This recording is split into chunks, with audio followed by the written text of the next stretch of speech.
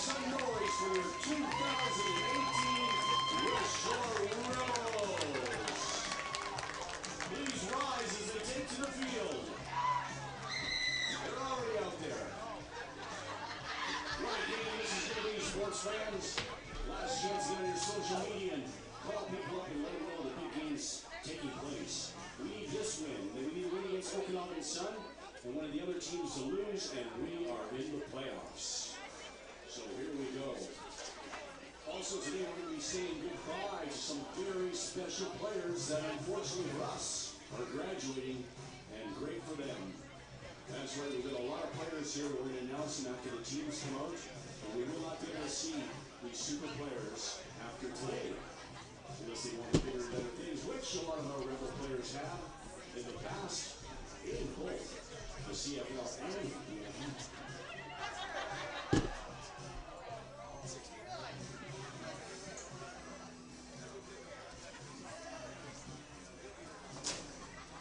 I remember the first time I ripped my pants. It's okay. Big round of applause for the lady that put it back together again.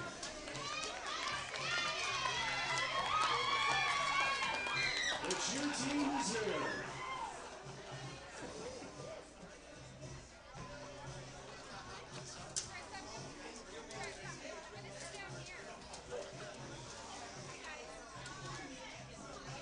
I'm coming because he's too loud. I can't sit up there. So we will be singing and seeing the last game ever of our graduating players. When we get a thumbs up, we'll be sending them around the field.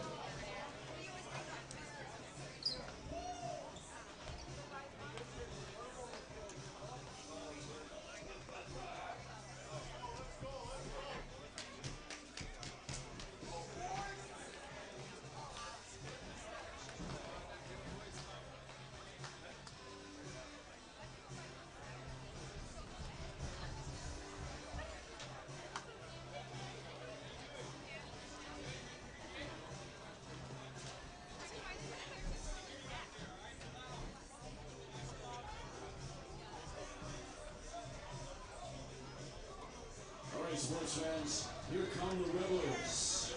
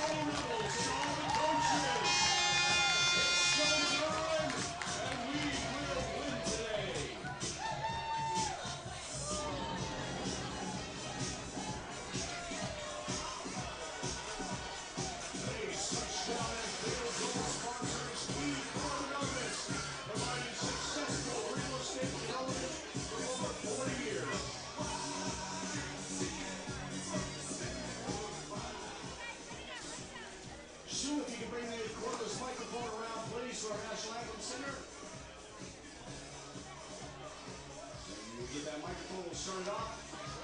Once again, thank you, sports fans, for being here and loving the team all year round.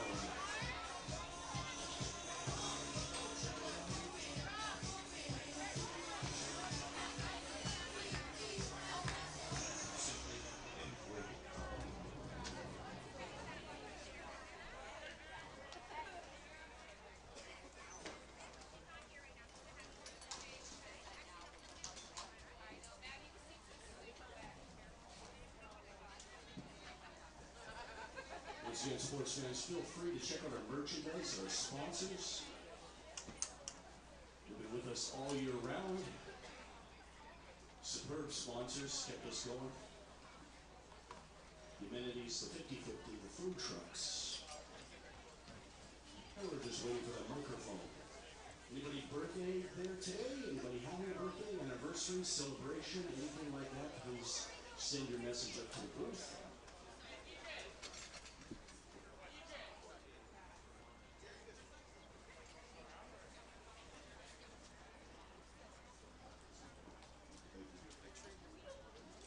Once again, today's touchdown and field goal sponsors Key Core Developments, developing communities for new homes in Langfords. You can visit keycore.ca. The Rebels would like to take this time to thank our field sponsors and all our family sponsors, the host families, for piloting our players from across the country. Thanks for everything you do.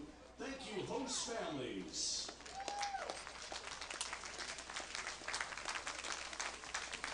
Now will you please welcome Maddie Packford in the singing of our national anthem. Will you please rise and stand and remove your headdress? Thank you.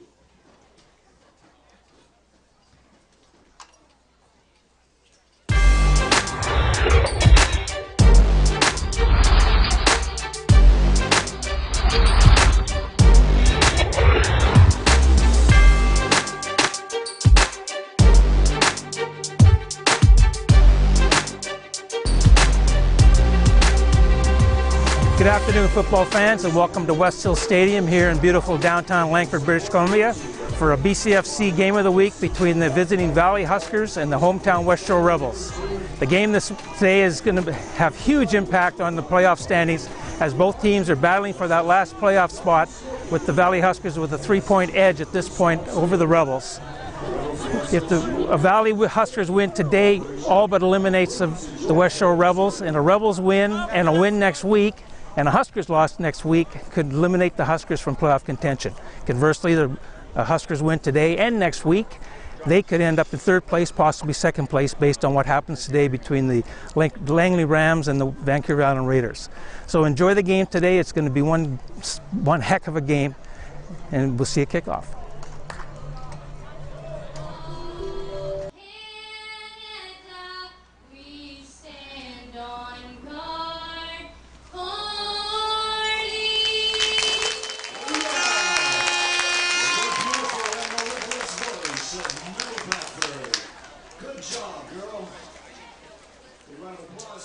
Welcome back, football fans, to Westshore Stadium here in Langford, British Columbia for today's game on BCTV,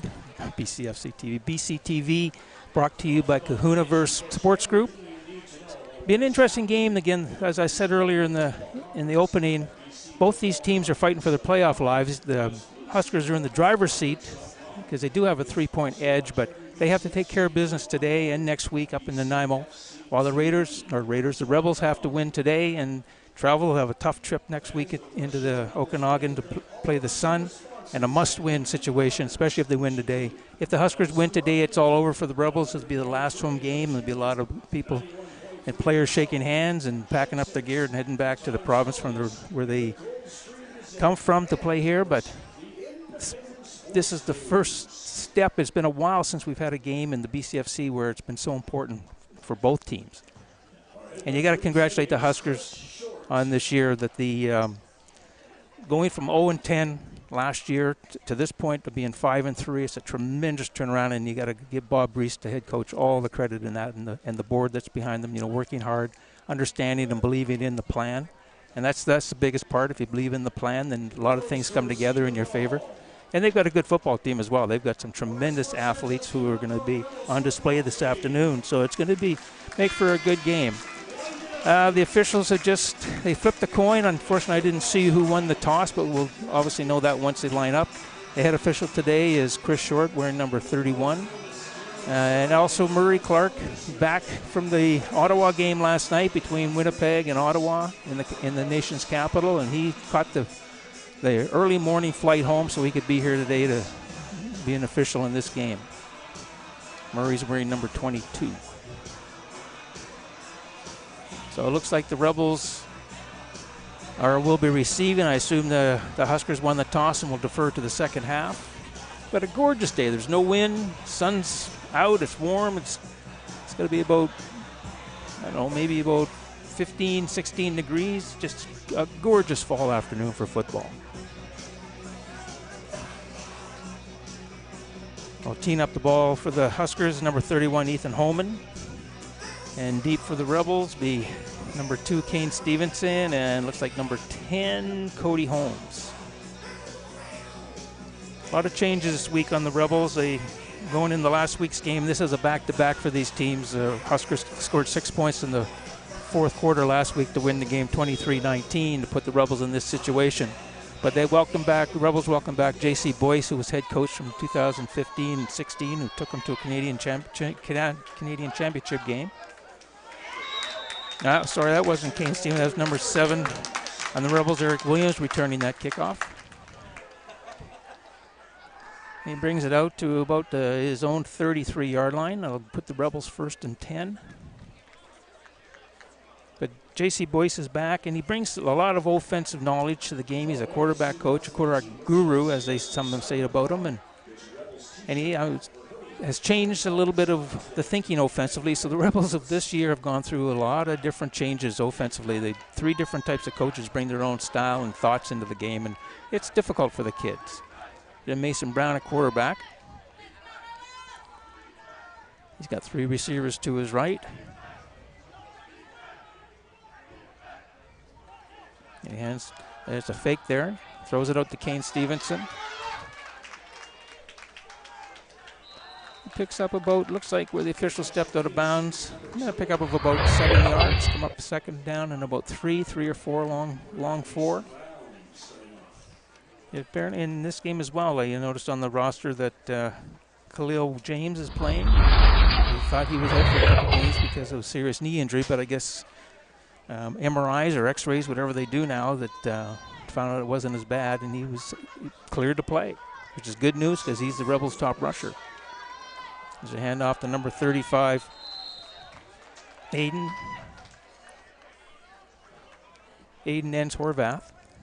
And he's close to a first down, not quite, but looks about half a yard short. I'm sure the Rebels might go for this. They bring in a call for measurement. The Rebels usually bring in their big man at quarterback, Ashton McKinnon.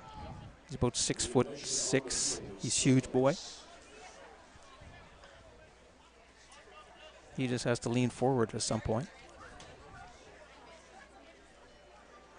It's close, but I think he might be just a little bit short.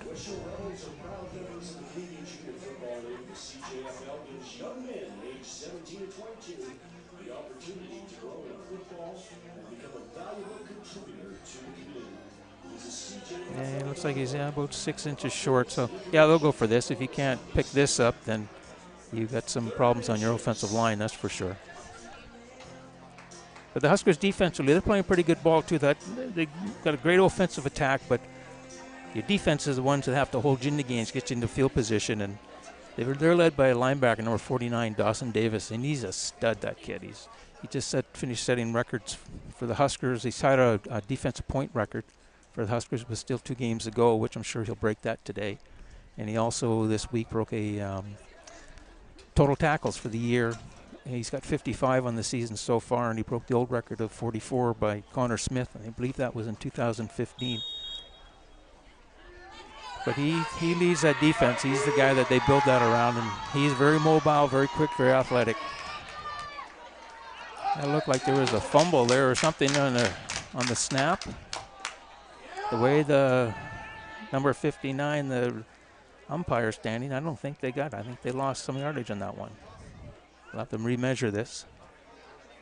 But they're just playing some good football. They bought into Coach Reest's plan last year when he came on board, and he said he was going to change the culture. He was going to change how these guys think about it, because they came off entering this season. They were on a 31-game losing streak. They hadn't won since 2014.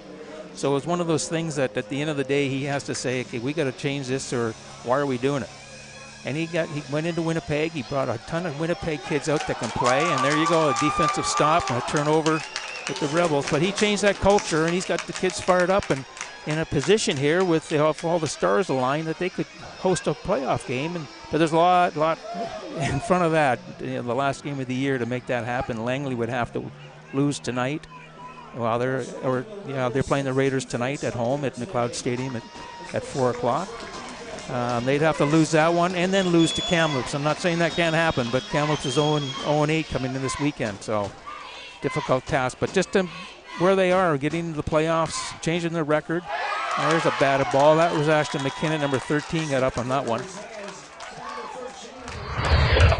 And I'm excited. It's the first time I've seen Julian Whitnick. He's the real deal, apparently, by the stats, and the quarterback for the Huskers. And he's got the duo of Brandon Poulin and Anthony Dick at receivers. And they're 1-2 in receiving in the BCFC, something that has been done 6 or 7 times before, when the last time was in 2015 with the duo out of Kamloops at Yatchison and Chinchuk. There's an incomplete pass that was intended for Remy Chovo. Incomplete. So that's going to bring up, I'm not sure they got a long field goal try here. I think I'll be punting the ball. Pin the Rebels deep. And we got deep for this is going to be, that's number 10 on the left sitting over there, Cody Holmes, and number 16 for the Rebels on the right side is Asad Sharif. And punting the football is Ethan Holman for the Huskers. The ball at the Rebels 43-yard line. A little pooch kick there. That's taken by number 25 on the Rebels. That's Ronan Silver. Just secure the ball. Just make sure you get the football, and it ends up being about a 7-yard punt. The tackle there was Remy Chovo. So it's going to stop for the Rebels, give the Rebels 1st and 10 at their own 35-yard line. A little slow start here this afternoon. I think they're a little nervous. I think both teams obviously understand the situation and the importance of this game. Mason Brown in the shotgun. Got number 21 behind him, that's Khalil James. And just a little bit too long. I think the clock in his head ran out pretty quick as number 49, Dawson Davis, there to make the tackle and the sack. Get credit for that.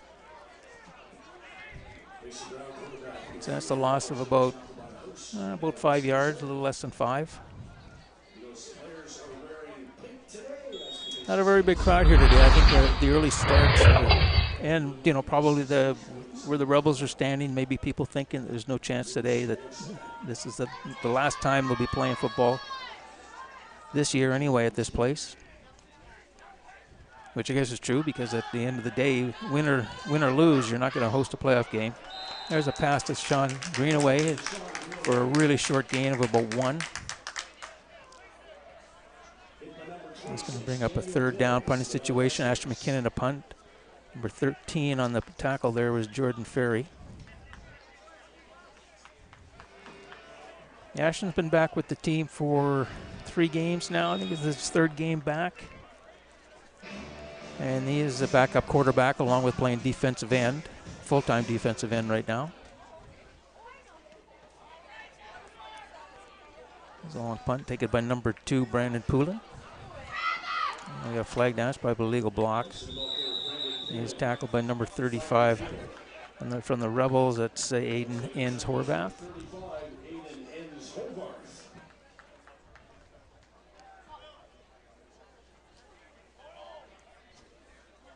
Yeah, Poulin returned the ball there too, about his own 54. But if it's which I'm sure would be a hold. Oh, they're marching it off against the Rebels. Face mask. Here's the first penalty. It's interesting. The Rebels in both categories, penalties and yards, lead the BCFC, and the Huskers in both are in third place. But last week it was reversed a little bit. The Rebels had their best game for the least penalties and least yardage, and the Huskers had their second worst game from that standpoint. So the Rebels are the ones that draw first blood today, if you will, as far as the penalties. Another 15-yarder, which has been, they're sort of the nemesis. I think that at the end of the day, they have probably more 15-yard penalties than any team, probably in the CJFL. They've had not a very good year when it comes to those type of penalties, URs. So Whittink at quarterback. Hands off to number 23. That's Lon Richardson for a good gain of about 7 yards. I'll bring up a 2nd and 3. Moves the ball up to the Rebels' 34-yard line. We're just into the first quarter, 10 minutes and 30 seconds remaining. No score.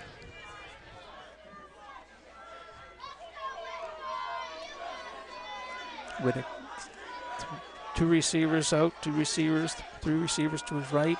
There's Von Richardson again. That's a good play by the Rebels. That's number 19, Jamel Moore-Williams on the tackle there. That was a tackle for a loss. So that's going to bring up a 3rd and a long 4 for the Huskers.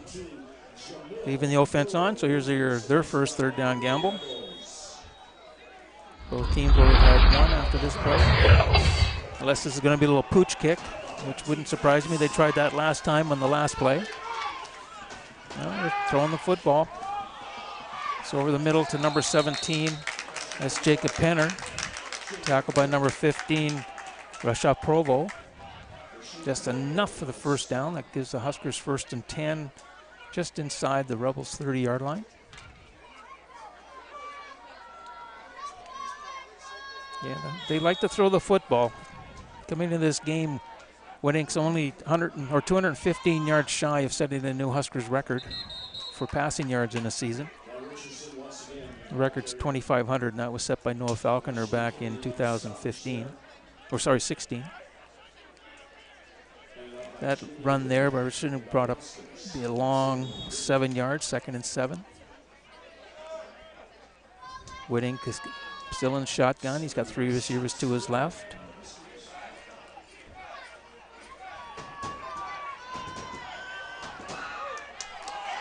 And that ball was knocked down, almost intercepted by Eric Williams, number 7, and Whittink had tremendous pressure on him that one. The defensive line put a little bit of a stunt on.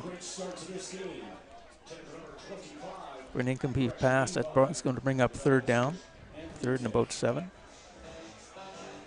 Yeah, defense for the Rebels have been able to sort of get back to some basics with J.C. Boyce coming in to run the offense. That loosened up Shane Beatty, head coach, to concentrate on the defense, which he's a specialist in. So he feels really good about that.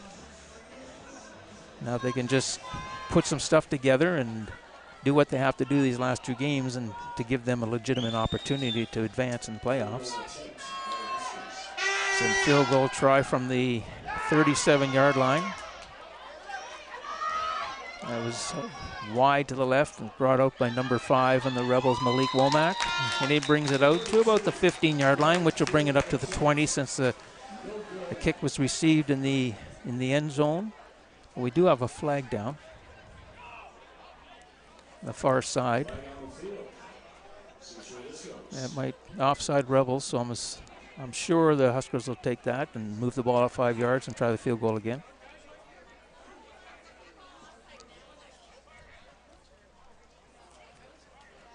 Yeah, sometimes those are the little things that kind of bug you. You just do something good, and next thing you know, somebody was lined up a little bit offside, a little bit quick, eyeing the ball. So I'm sure they're going to try this again.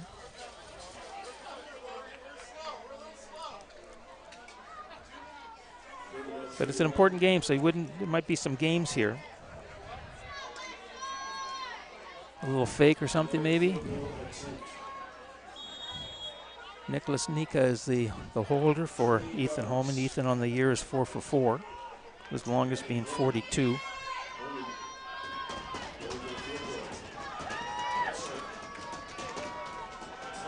A high snap, but the kick is up. And that's good. He's 5 for 5 now on the season, and that makes the score with 8 minutes and 8 seconds left in the first quarter. The Valley Huskers 3 and the Westshore Rebels nothing.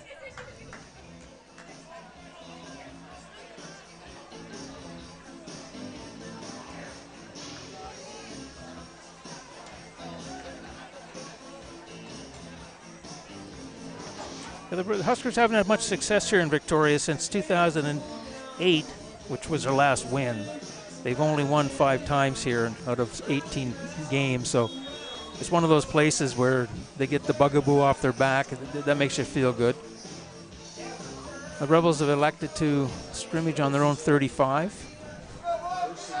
Clock's running, 7:50 to go in the first quarter.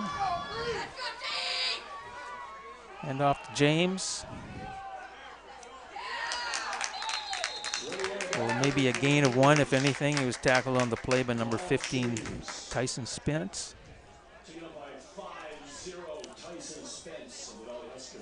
Yeah, they give him no gain on it, just maybe just a couple inches. So the second and long, 2nd and 10 for the Rebels. The Rebels try to get something going. Again, the Boyce has put a new system in. They simplified it a little bit. They tried to speed it up, turn it into like a 3-step drop type offense where you're going to throw the ball quickly. And RPO, the run pass option for the quarterback. That was interesting. It was a little pass out to number 11, Austin Lindo Brow, for very little gain, so that's going to bring up a 3rd down. It was kind of like a mix-up on the snap count, it looked like. So on the replay here, he was kind of waiting for the football, and it kind of appeared, but nobody else was moving, and the O-linemen were still in their stance. So defense converged very quickly on that. Now we got Ashton McKinnon in for a 2nd punt of the day. It's a little bit off the side of his foot. And that rolls out of bounds at about the 46-yard line of the Huskers. So the Huskers will scrimmage 1st and 10 from that spot. They're right on the 45, they're saying. Now, the receiving duo of the Huskers, Brandon Poulin and Anthony Dick, have been lighting up. Between them, if I got it down here somewhere, between them they've got something like 90, what do they got? I got it written here somewhere. 53 between them. Dick's got leads the league in touchdown receptions with 9. Brandon leads the league with 53 pass receptions for 773 yards at this point, and Anthony is 2nd. And he's tied with Mike West with 37 receptions, and Anthony has 668 yards. A little pass out to Brandon Poulin. And I think he got the 1st down on that. Number 34 on the Rebels, Austin Morgan. Yeah, they get enough for 1st down. But if they finish 1 and 2, it's been done before 6 times in BCFC history where the top 2 receivers came from the same team. And the last ones to do that, like I said earlier, came in 2050 when Devin Chinska and there's a nice run by number 23, Vaughn Richardson, for about a 15-yard gain. But Devin Chinska and Derek Yatchison of the Kamloops Broncos, between them, had 140 receptions for 2,128 yards. And that is the most. That's the most yardage between 2 guys that finish 1-2 in league history. So these guys, they're not on that type of yardage part of it. They pass receiving reception-wise, they might get close, but 140 is a lot. There's Richardson again, just keep pounding the inside. If they can't stop you, he just runs into the middle of the defense, and Leonardo Ingram there to make the tackle. Rashawn Provo comes up from the bottom with the pile. He's usually around the football. He's got a great nose for the ball.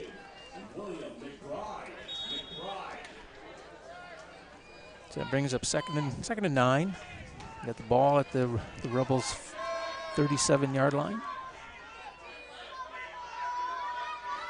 3 receivers to Whittink's left. It was a good rush. He just threw that ball. I think he was trying to set up something right over the middle. I was going to number 17, I believe, Jacob Penner. But the Rebels had a good rush coming right up the middle, and he just kind of threw it at them, and the ball was bad. I didn't get to who batted the ball. Now we got a 3rd down and 9. That's going to bring in, I would assume, the punting team.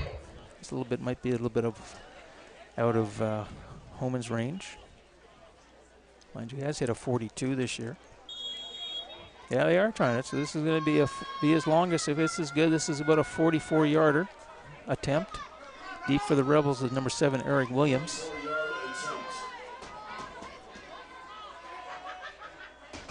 Get the snap down. Gets a boot into it. It's wide left. Good chance for. There you go. That's a tremendous field goal return right there. And Eric Williams, he brings that back. And you see the referees lined up. It looks like they're at about the 45-yard line. So that's a 45. Look like about a 55-yard return on that one. That's not bad. That get the guys excited on the bench, get everybody's heart pumping again. Sometimes it's easy on a field goal to make a nice return if it's wide, because a lot of the guys that they put on the front line are the old linemen that are usually on the play on 1st and 2nd downs. And on 3rd down punch, you put your speedsters in and your guys like that. And a bad snap. Batted back into the hands of Mason Brown. And it looks like he returns that out about 8 yards. It's going to bring up his 2nd and 10. In the replay here, he just dropped it, picked it up. It got batted right back in his hands. And obviously he can't throw it again because he did throw it once. So it was a very smart play on his part to recognize that and get himself in a situation where they get a 2nd down and a long. There's about 2. The way the yard marker is, it's on a bit of an angle. But for Rumstand, I'm almost level with the ball. So there's a handoff to Khalil James, number 21. And coming in behind there, Dawson Davis, number 49, to make the tackle for a gain of maybe 1. That's going to bring up a 3rd down.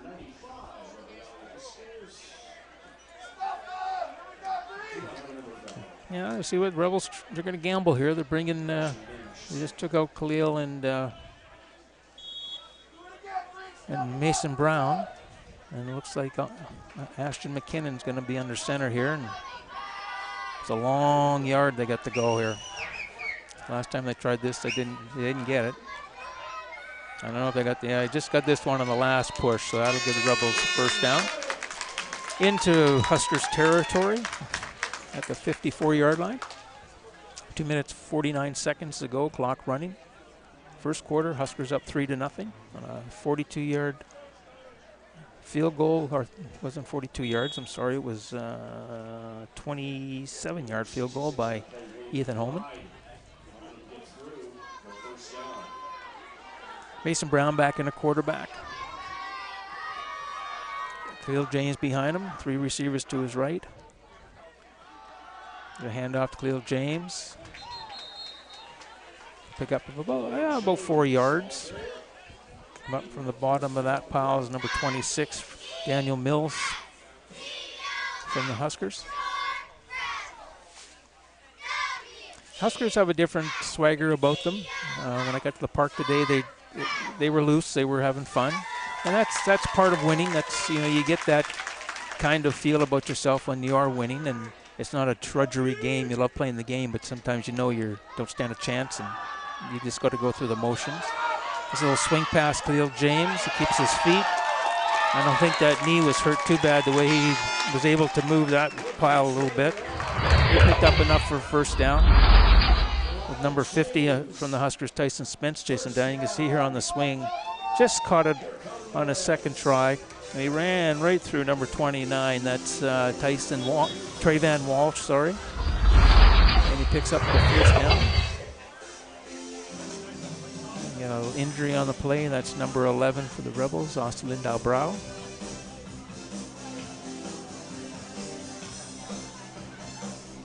But they do have a little bit of a different feel about them.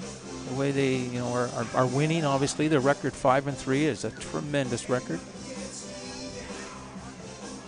They got a chance to finish the season 7-3, which would be the best turnaround in BCFC history. coming from 0-10 to a record like that is a huge accomplishment, and that's just a credit to Coach Reese on how he's, directing this change, if you will. There, number 14, Dakota Mathers got over the line of scrimmage, so that's an automatic offside. That'll move the ball up 5 yards. Give the Rebels 1st and 5. The ball will be at about the Huskers 37.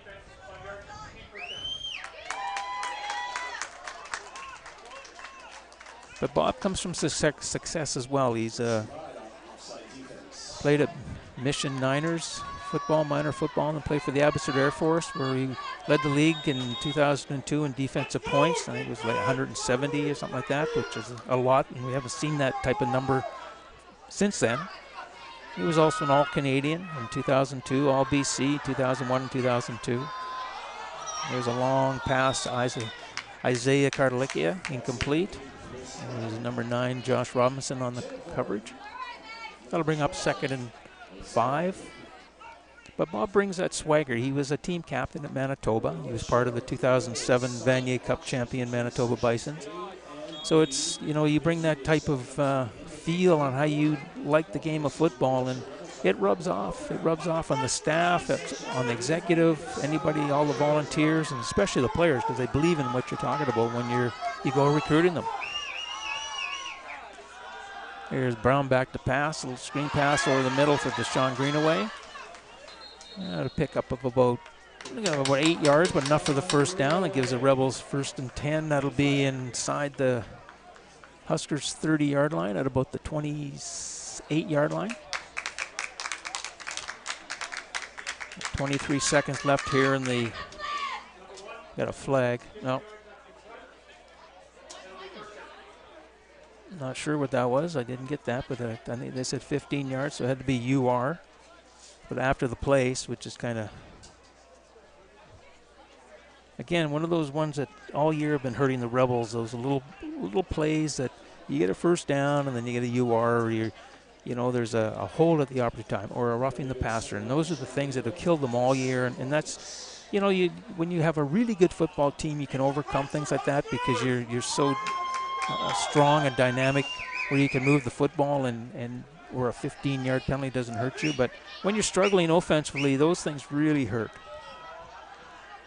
And Mason Brown was looking for the swing pass to Khalil James, but he saw a hole up the middle, and I'm taking off, and he picked up a huge game there. Huge run. That's, drive in at about a 27-yard run. Gives the Rebels a first down. You can see here he's looking to just swing a little swing pass, but Khalil James was covered, and he just pulled the ball down and found a hole and used his eyes and his feet and just kept going. Didn't get much help blocking. It was all himself on his moves and on his eyes to find the open areas. So Rebels have the ball 1st and 10. Looks at about the 15-yard line, just inside the 15, the 14. Brown in shotgun. Khalil James just to his right. 3 receivers to his left. Hand off to Khalil James. Into the heart of the Huskers defense. He's taken on the ground there by number 26. That's Daniel Mills. Number 56 is in on the tackle as well, Matthew Beaudry. Rebels down. That's the end of the first quarter, but it looks like a Rebels lineman is slow getting up on his knee now. I think he's waiting for it. No, he's up. So that's just the end of the first quarter. We've got the Valley Huskers up by a score of 3-0 in this important game for playoff positioning.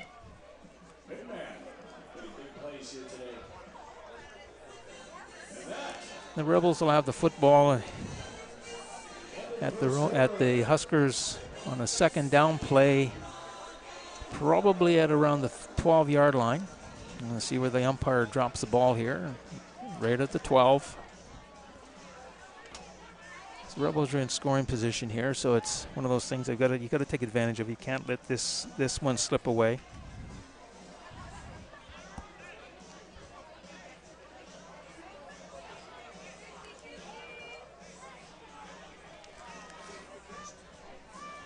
Chains are getting set just so we can start the second quarter. on a beautiful day for football. Just gorgeous. No wind. Poured yesterday. Rained all day yesterday here until late in the day. And then they did say it was supposed to be sunny and around 15, 16 degrees, but feels definitely warmer than that. And I think from a crowd standpoint today, I think, oh boy, if they've got 200 here, that's pretty good, but it's a pretty small crowd. Victoria's also find it hard to find a time to play football. They play a lot of games at 3 and 4 o'clock because it's a long pass up to Deshaun Greenaway for the touchdown. He just kind of lazily did his route, and just his highs over number 20. Is it number 26 or no? Sorry, number 16 on the Huskers. Who couldn't? That's Tynan McCarthy, who couldn't cover him. He just out-jumped him. Greenaway, if you can see on the replay here, just a pass right up high, just 1, 2, 3 step, look, throw the football. And Deshaun, you can't see it in the shot. Deshaun made the catch for the touchdown.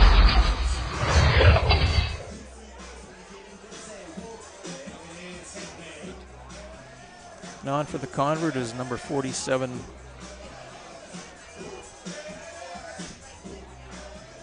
Kyle Clark. Sorry, I'm writing here too. I'm trying to keep a little bit of the scoring history. Number 33, the Rebels, that's Jason Piper, is going to be pinning the ball for him.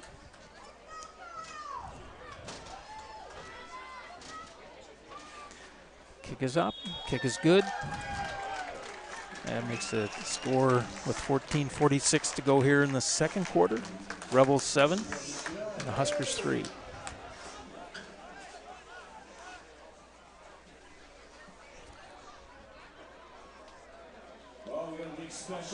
Yeah, the Huskers haven't been in the playoffs that often. They've been in the playoffs 4 times, and their record is 1 win, 4 losses. And in 2001, they reached the Cullen Cup final before losing to the Okanagan Sun. I think it was a 39-21 score. But since that point, they just kind of fell on hard times. It was they graduated some guys. They had some coaching changes. And they just couldn't get that mojo happening as they moved forward. And current head coach of the Langley Rams, Howie Zarin, was head coach with these guys. I think it was 2006 through 2008. And they did okay. That was the last time they were in the playoffs, was 2008. But they just really couldn't get and grab on to that tradition momentum thing. And here they are today, turning it around. Kyle Clark's kickoff. That's down to number 2, Brandon Poulin. And just straight up the middle. See ya.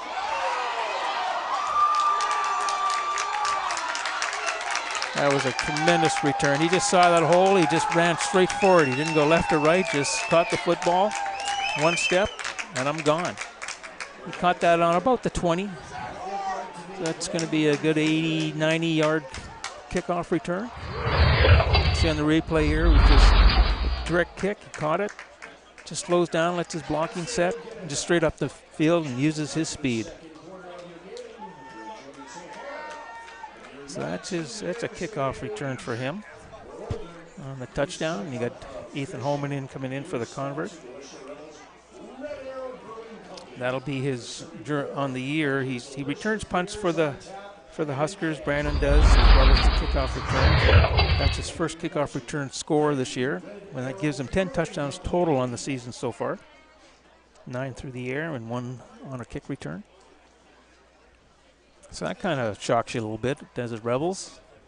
You just had a nice little drive put together, and then you allow the kickoff return. Home man on the comfort. So another ball into the fence. That makes the score with 14:33 to go here in the second quarter. The Huskers 10 and the Westshore Rebels 7. And forgive me if I call them the Victoria Rebels, because they were Victoria for so long, and it's just a natural thing I say. And no disrespect.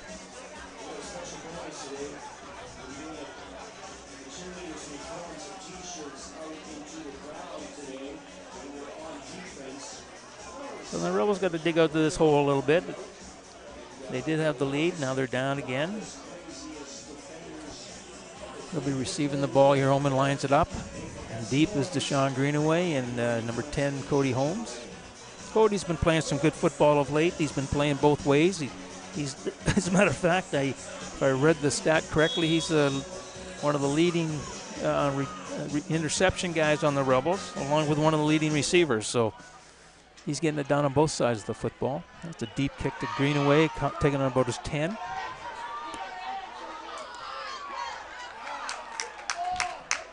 Keeping his legs going, and finally he's pushed backwards. They say he fumbled the football, which he did. He dropped the ball there, or it ripped out of his hands. That was interesting. That's I thought he could have blown the whistle a bit on that, but Vaughn Richardson comes up with it, number 23 for the Huskers. They're just ripping at the ball, and yeah, I think might have been a slow whistle, but it wasn't, and the Huskers have a huge break here to have this football at the 25-yard line of the Rebels just after returning the kickoff. Now they take a fumble on the very next play.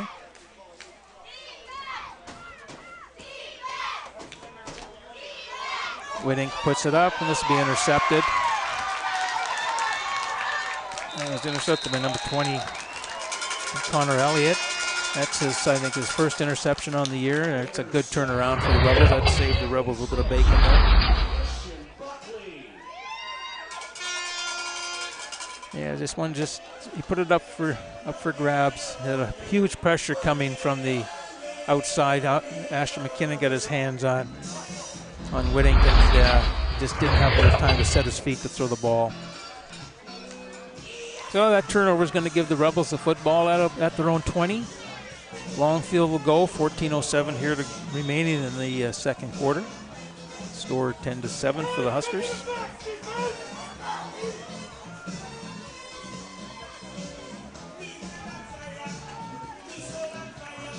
Brown's got 3 receivers to his left. James just to his right. Balance out and a swing pass coming in, a screen pass type thing to Cody Holmes. But number 9, Josh Robinson, read that beautifully and comes in to make the tackle for the loss. And that was a loss of about, not as big as I thought it would be, but 2 yards, 3 yards. So it's going to bring up a second down and 13. Again, deep from their own end here. They got to be smart. You don't want to flip the ball over to where the Huskers take possession inside your own end. But since these teams played last week, they sort of know each other. They've been looking at film all year on each other, and the difference will be the Boyce offense will have another week underneath it to polish up for the players to understand what the new tasks are. Here again, a short pass, drop back, puts it up deep. He's got Cody Holmes down the. Beautiful try! Nice try on that one. Had it in his hands. Had a good chance to put his arms around that one, but Desmond Jeanson had pretty good coverage. He was in chase. You can see here, he's looking, and he's going to, and he finally sees Cody Holmes just take off. If he stretched that out a little bit farther, he could have caught that on the run, but unfortunately it's underthrown a little bit because as Mason was moving forward, you do lose a lot of momentum in your throw when you are moving forward.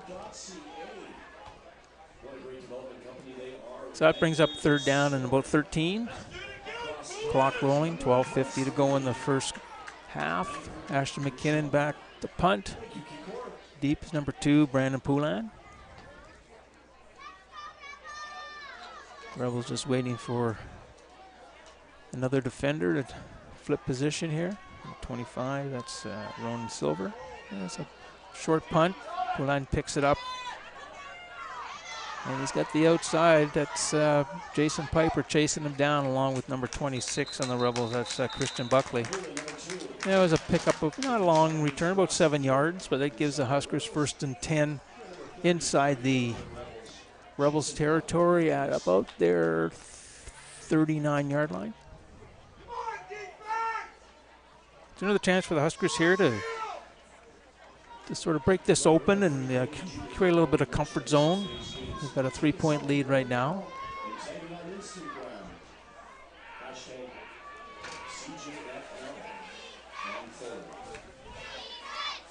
Good ink. Handed off to number 23. That's Vaughn Richardson. For it looks like about a loss of a yard, just maybe a gain back to line of scrimmage.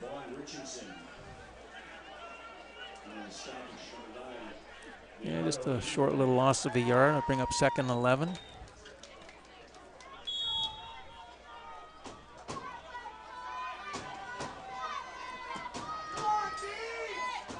Three receivers of Whittick's left. Shotgun. Good pressure from the Rebels that time. Oh, it's a great catch by number 20. He breaks the tackle, and he's going to take this in for the score.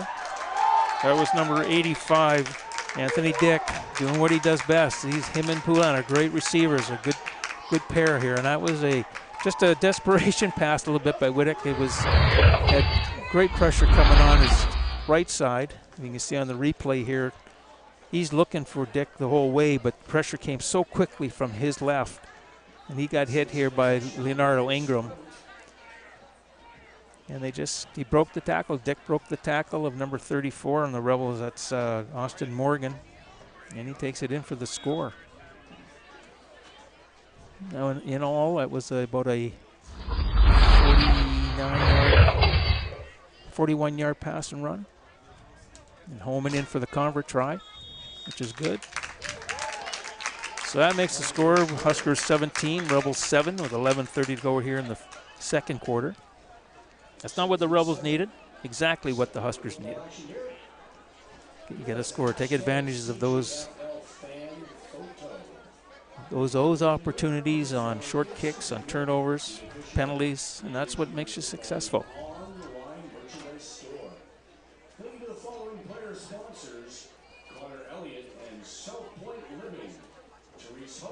So the Rebels received the kick here. They got numbers Asad Sharif and Cody Holmes back deep. Ethan Holman teeing it up.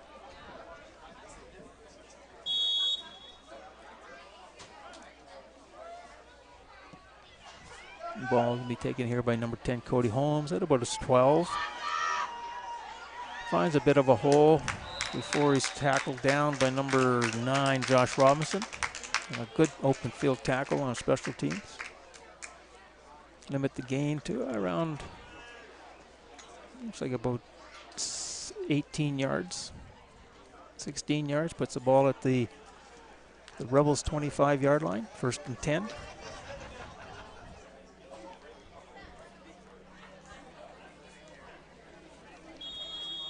No, it's Rebels' time here. This is you got to put something together at this point. You got to time to make hay for these guys.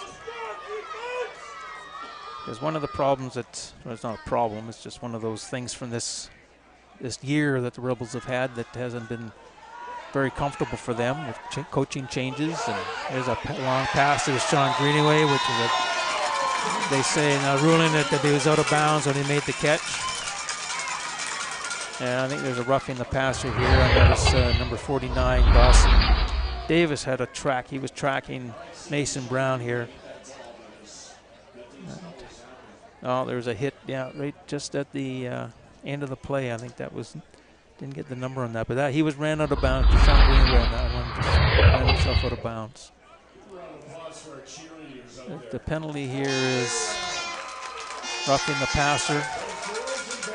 No, I didn't get who was on that second hit on Mason Brown, but it definitely was late. So there's a break for the Rebels, gives them a 1st down and the first major penalty of the day against the Huskers. That moves the ball out to the 40-yard line, 1st and 10. But the Rebels there's been no team in the BCFC that have captured 1st place and then the next year not make the playoffs. And especially with the fall of grace they've had from a win and loss standpoint. So it's one of those things that they're trying to fix. They've got some plans, talking to the coaches before the game. They have some plans, for next year, because they realize that they're in tough today and next week, and their chances are quite slim. Here's Cleo Williams on an off-tackle run down the sideline. Gets pushed out of bounds by number 20 on the Huskers, Riley Simpson. And for a long gain of about 20, 25 yards, and that moves the ball inside the Huskers territory to the 44-yard line, 1st and 10. That's what the Rebels had to do. They had to answer, and they took advantage of that penalty. It's another 1st down. Now your next play right away in Huskers territory, and that's what they've got to do. Take advantage of those gifts that are given to them during the games. But the Rebels, they got a plan, and they're trying to put that together, knowing next year that they're going to be a much better football team. Hopefully, a little bit more stability and not as many distractions. And for the Huskers, man, you build on what you've got going right now. And there's Mason Brown trying to do it with his legs, and the swarm number tackle made there by number 92. That's Jace Harden. And number 9, Josh Robinson. You can see on the replay here that Mason tried to get something going, but they shut that down pretty quick, and they had the pressure coming up inside. And that was number 26 coming off the edge there, Daniel Mills, that made him change his direction. And then he just ran out of time. You know, the blocking pattern is set to last, a couple, 3 seconds, and then it's going to break down at some point because everybody's in a chase, and once the lineman lets his guy go, you're not going to catch him again without committing a foul. So it's just better to go down than take the loss. Yeah, there's number 9, Josh Robinson going off. Looks like it's something with his right arm, the way he's holding it across his chest. So he's banging an elbow or a wrist or something and hurt a shoulder, a little stinger. So anyhow, that was a loss of approximately 8 yards. So that's bringing up 2nd and 18. Rebels football at the Huskers 52-yard line. Mason Brown still a quarterback, 3 receivers. Now they're going 3 receivers left. Trying to set the screen here to Cody Holmes, number 10. Great play by number 22 on the Huskers. That's Dion Kelly. He made the play. Here comes a flag in late. There might be a legal block by the Huskers after the play. But Dion Kelly made a nice play. He read that beautifully and limited the gain to maybe a yard, 2 yards maximum. That play came in from down in the field. We got a rough play against, unnecessary roughness, against the Rebels. So that's going to probably, they decline that, or I'm not sure if it was post play.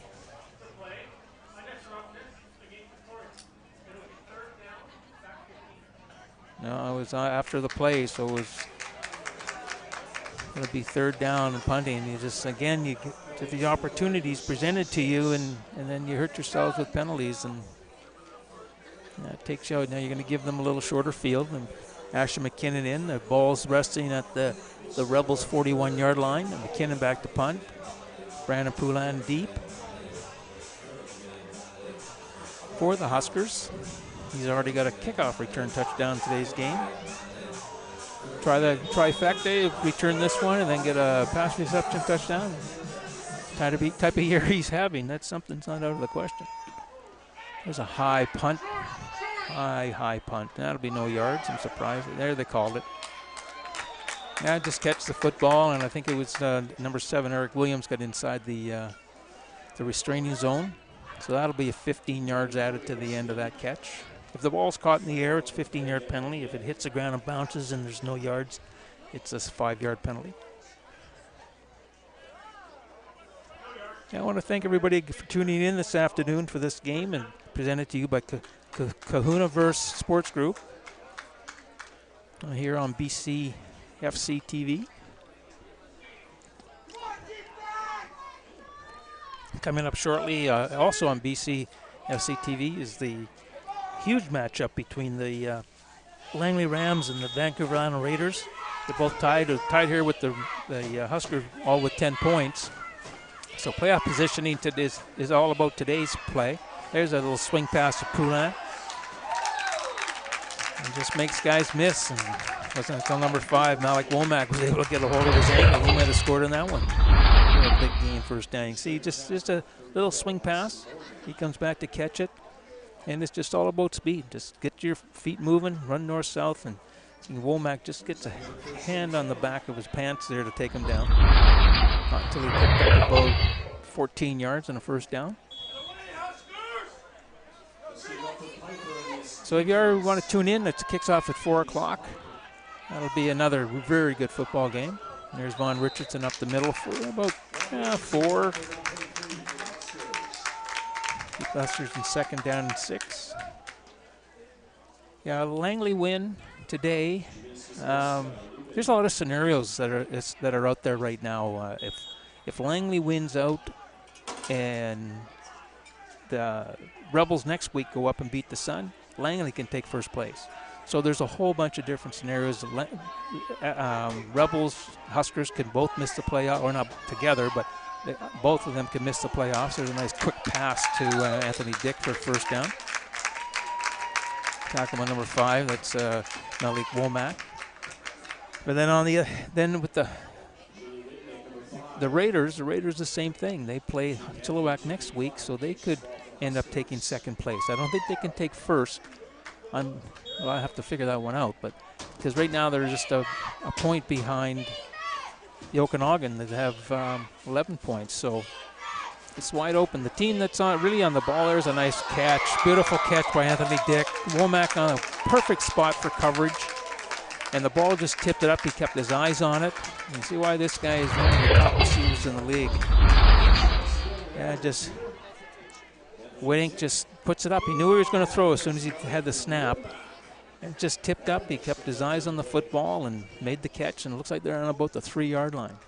But the Raiders can take second place, and I'm not sure they can take first. I got to, like I said, figure that one out. But so it's wide open. We're not sure when playoffs roll around. Here's Vaughn Richardson in for the touchdown on a 3-yard run. And the Huskers are starting to blow this one open, which is kind of surprising because the Rebels felt fairly confident today that they could play with these guys, and but Chilliwack showing that they belong where they belong. And just up the middle, just an off-tackle run all by yourself, pulling the guard around. So that's in a touchdown run. That's going to make the score 23-7 with Convert to come.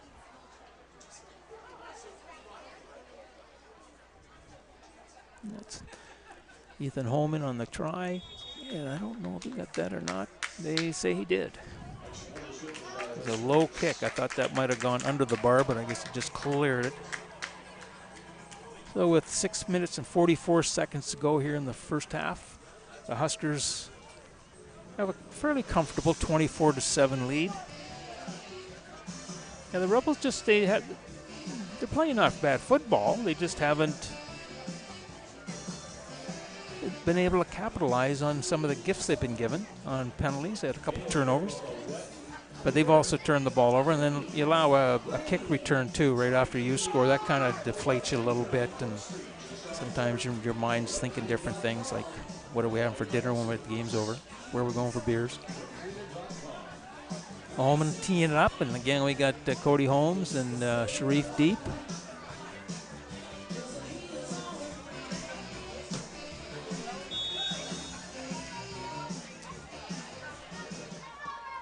Going to Saad Sharif, takes it on about his 15. Right into the heart of the Huskers coverage team. Number 49, Dawson Davis, getting up from that one, as does number 15, Keyshawn Joseph, on the tackle. So Rebels return the ball up to about the 31-yard line. So there's where they'll start, 1st and 10. I think we're at the point now where the Rebels have to put something together, especially in this first half, to feel good about themselves going into halftime, and just to see, we can make things work.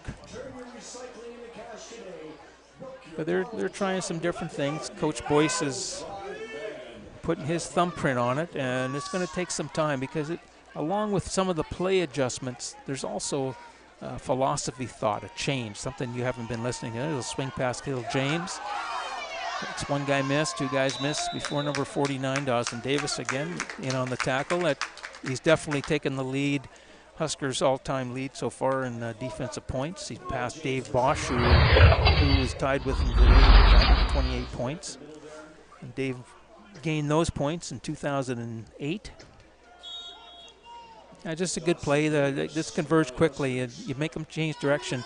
Because once you do what you're supposed to do, force somebody back inside, the troops are coming to help out. Everybody's on the horse to get there. So there's a gain of about 2, 2nd and 8. Brown back to pass, fakes one way, comes back over the middle to Deshaun Greenaway. On the screen, over the center screen pass before he's drilled into the ground at the end of that play by number 92, Chase Harden.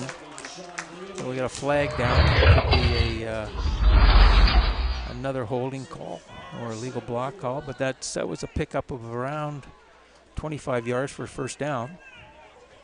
If it play stands, it's going to give them first down. Legal man downfield on the Rebels.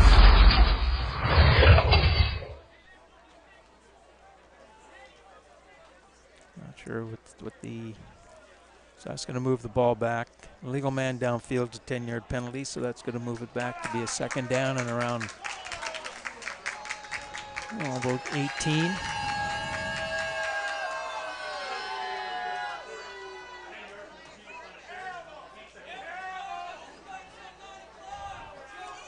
Yeah, you can't go too far downfield when you're a lineman, a covered lineman, if you're not in blocking somebody.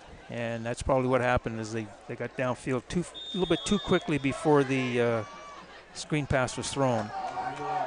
And again, that's timing, that's understanding the play, that's making things sure that you understand what your job is. And for the Rebels now have a second down and around, well, I guess it's about 18. And they're going to throw the deep out and up to Cody Holmes. And unfortunately, out of bounds for an incomplete pass. That's going to bring up third down.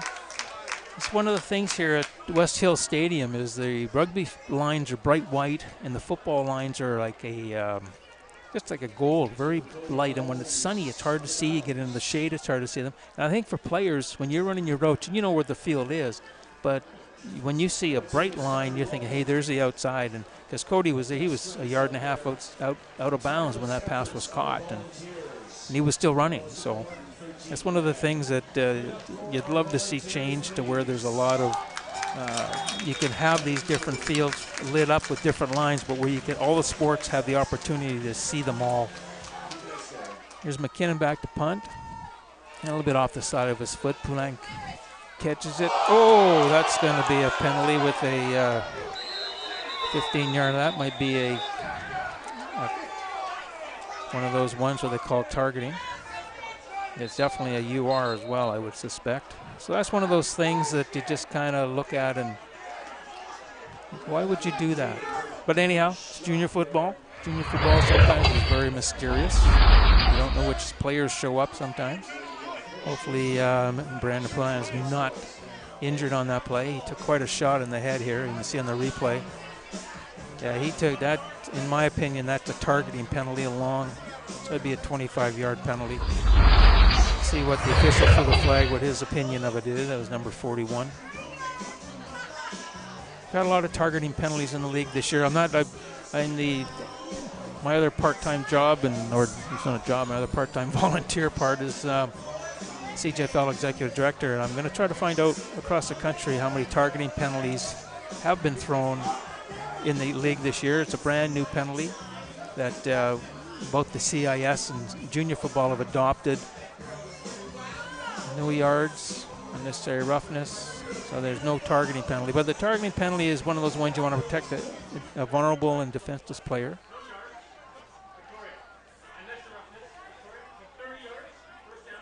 So it's a 30-yard penalty with the combined, a 15-yard for the no yards, and a UR of 15 yards. But we want to protect our players, and that's one of the things that we all want to do, because football right now isn't talked about very kindly with the concussion issues and different things like that, and the hazings and things. And there's more teams dropping out of football than that are joining football. There's a little run by Poulenc, just again using his speed to get the edge, and not going to be a big game, but just enough to say on that play, about 4 yards, 5 yards, that we have this play in our playbook, so we want to be able to stay in position to defend. Yeah, you can see here, it's just his speed. He just uses his speed to get the edge.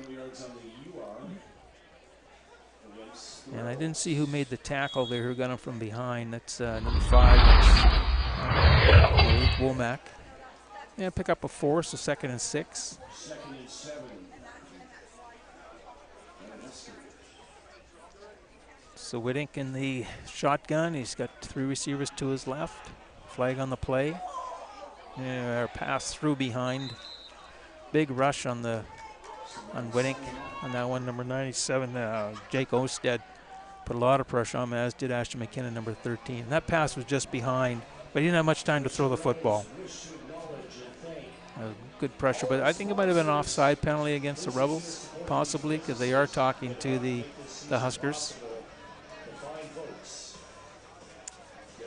So that's going to move the ball up 5 yards and give them second down and about 1.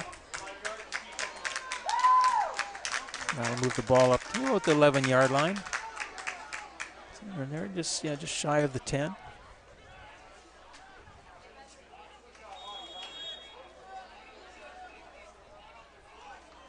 Yeah, the Huskers knocking on the door again. 3:55, clock running.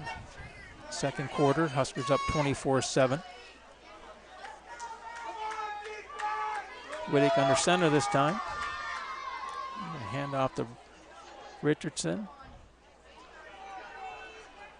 Right in the heart of the Rebels' defensive line. You always pick the last guy up off the pile there that, who makes the tackle. I got Brendan Dryden getting up for the Rebels, so he must be the guy that made the tackle. Yeah, that gives them just missed it. So they're gambling here on third down. Third and definitely less than a yard. Ball looks like it's resting right on the 10-yard line. Assume the same type of play. I don't think Winnick's not a real runner. Huskers take a timeout here. So I would suspect they'll just hand the ball to number 23, Vaughn Richardson, and he'll dive over left guard or right guard for a first down. Unless the Rebels really step up here and are able to create a pile.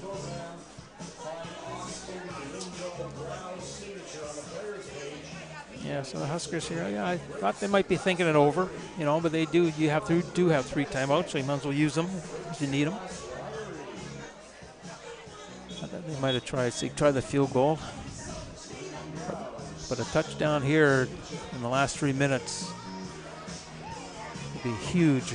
He had a huge mountain to climb for the Rebels to get back into this.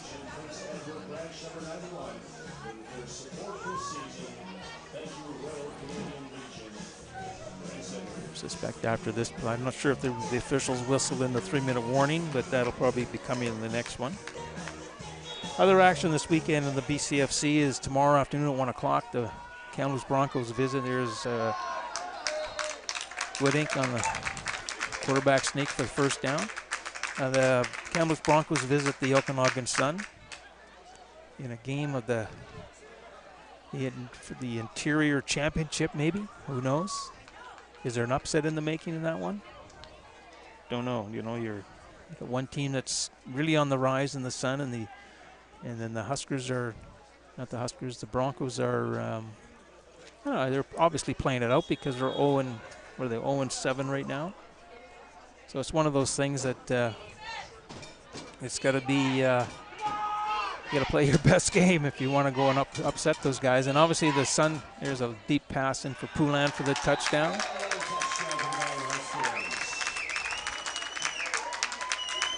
Pretty good. That's not a bad little play, that one there. But you really have to play some good football if you're going to go into Okanagan and try to knock them off, especially the way they're playing right now, that they've got a chance to take first place, and I don't think they're going to allow anybody to sneak up on them and deny them of that. That was Brandon's 4th touchdown of the year. And that makes the score 30-7 with Convert to come.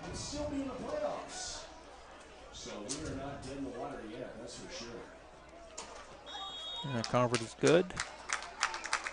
And that makes the score 31-7 with 2 minutes and 43 seconds to go.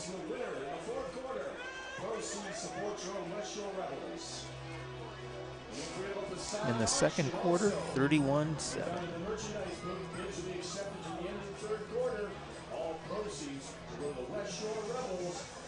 But the game this afternoon, which is probably underway now because it's kicked off at 4 o'clock.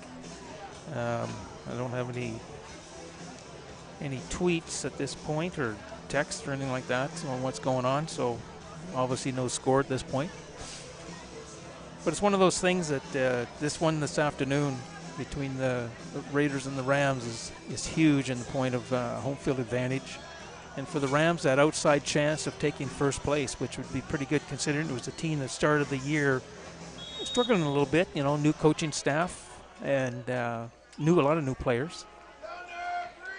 But it's tough to beat the defending champs. The Raiders have a very good football team. There's Kane Stevenson on the outside on a beautiful tackle by number 11, Keenan Vicklin. Great tackle. Right around it. And that's one of those things that you got tackled, you got caught, get in the huddle. So he brought the ball back about 12 yards, and it's going to rest the ball at their own Rebels' own 27-yard line with 2 minutes and 36 seconds to go here in the half. Yeah, last week's game, Huskers were losing in the fourth quarter, but came back with 6 points in the fourth quarter to win it 23-19. I'm not sure where that life is from the Rebels today, but it's certainly not been showing in West Hill Stadium. Run up the middle by Rashawn Provo. Again on the tackle, number 49, Dawson Davis. He's all around the ball, that guy. That was a good little run that picked up about, looks like roughly 8 yards. I'll bring up a 2nd and 2. The Rebels should be a little more on the hop here. You got to get back in this. You don't want to get to the point where you're out of it right away, and you got to take advantage of this last minute. There's 2 minutes and 20 seconds to go, and see if you can get some points out of it before you go to the rest period. So Brown in the shotgun. Got James behind him. 3 receivers to his right. It's going to throw the out and up. He's got Deshaun Greenaway. Here you go. This is we're talking. For the long touchdown run, as long as nobody does a penalty. Looks like it's flag-free game, or a flag-free play for the about a 70-yard touchdown throw. Deshaun Greenaway. See on the replay over here, he was just wide open. Not sure who was on his coverage, but they didn't really cover him that well. You can see he's wide open there on the outside edge on the left side, and it's just a foot race to the end zone at that time.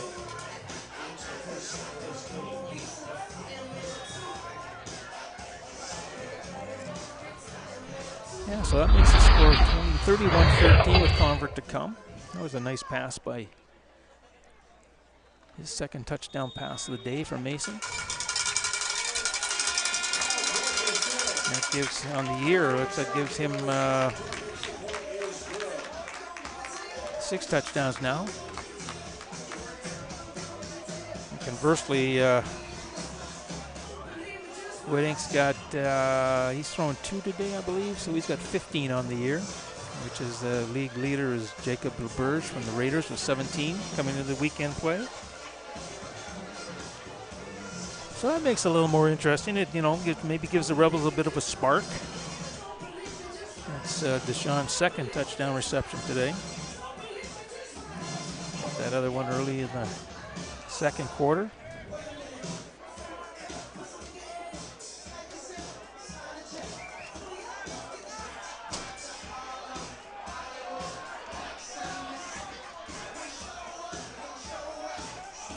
So we got a 31-14 score. Rebels teeing it up for the kickoff. Kyle Clark, number 47. Deep for the Huskers. Number 21, I think it is. I think that's Remy Chovo. A little onside kick, but just missed by Kyle Clark. Just couldn't get his hands on it. It was perfect little dribbler up the middle.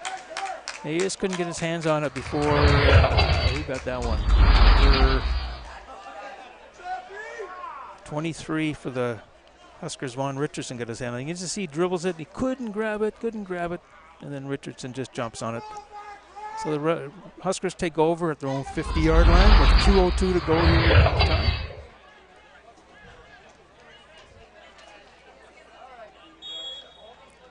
So Huskers have a lot of time to work with. They still have 2 timeouts. Canadian football, the clock goes on forever in the last 3 minutes. Whittick's got Three receivers to his right. A little swing pass. It's almost batted out of the air. And if it wasn't for that tackle by Cody Holmes, he was running a lot farther than that. Got him by the shoestring, and he just couldn't shake him. And Holmes put him on the ground. There's a lot of green grass and no red jerseys around him for a long time there. So that's a gain of about 2. And the Rebels. Nice play by Cody Holmes. It's erased by an unnecessary roughness on the quarterback for another 15-yard gain. Again, thank you for joining us this afternoon. This BCFC Game of the Week, if you want to call it that. It's brought to you by Kahunaverse Sports Group. We thank them for their support of junior football in British Columbia. Thank everybody, all the sponsors and donors that help junior football across the province and country. There's a long pass intercepted by number 5. That's Malik Womack taking that one in on. And Julian Whitnick's on the ground. Boy, and he's limping now, so I'm not sure. Not sure if we got the replay on that as far as the hit on him, but he threw that up kind of a little high. He might have felt the pressure pretty quick here. Yeah, they were in his face pretty good, and he just threw it out there hoping that number 21, Remy Chovo, was going to be able to run underneath it, but Womack was there to take it out of the air. And a turnover for the Rebels, so that's going to give them the football at their own 19-yard line. Still with 1:51 to go here in the half, and they can climb right back into this game if they can hold on to the football and use the clock, get down and score here. Brown hand off to James, cuts to his left. He gets run out of bounds by number 49, Dawson Davis, after looks like a gain of about, they're saying almost 10, so 9 for sure, or maybe they give him the first down. Yeah, they say first down, so about 11-yard gain. More importantly, it stops the clock with 1:45 to go for the Rebels. The clock won't start until the snap of the football.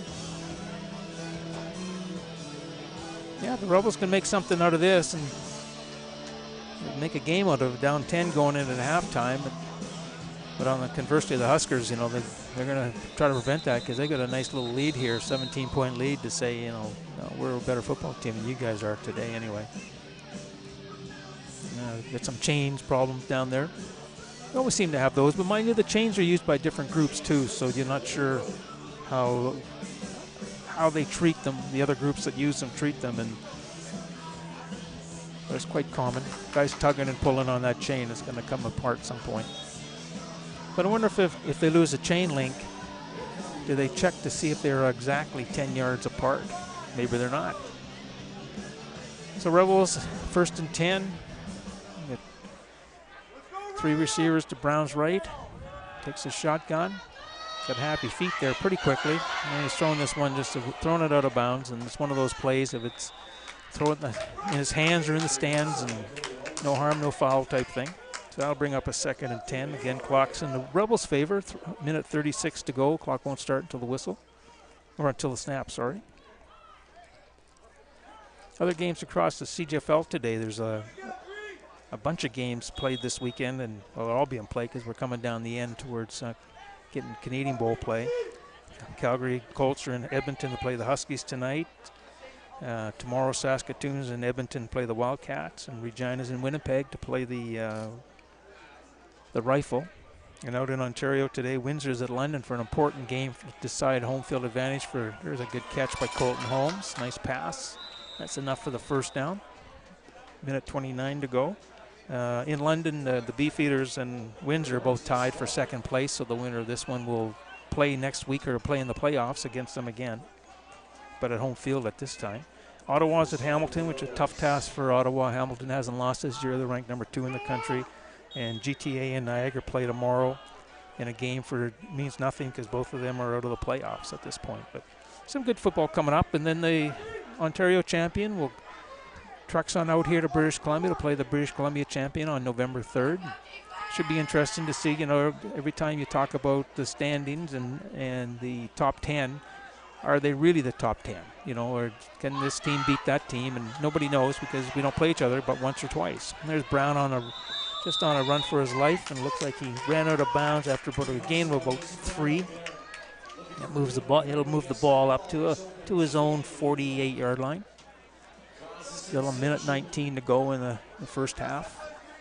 But it'll be interesting because everybody's saying Hamilton is the team that will be coming out of the Ontario Conference, and they haven't lost yet. They've only given up about 70 points or something like that. Or maybe I got it right here, I think.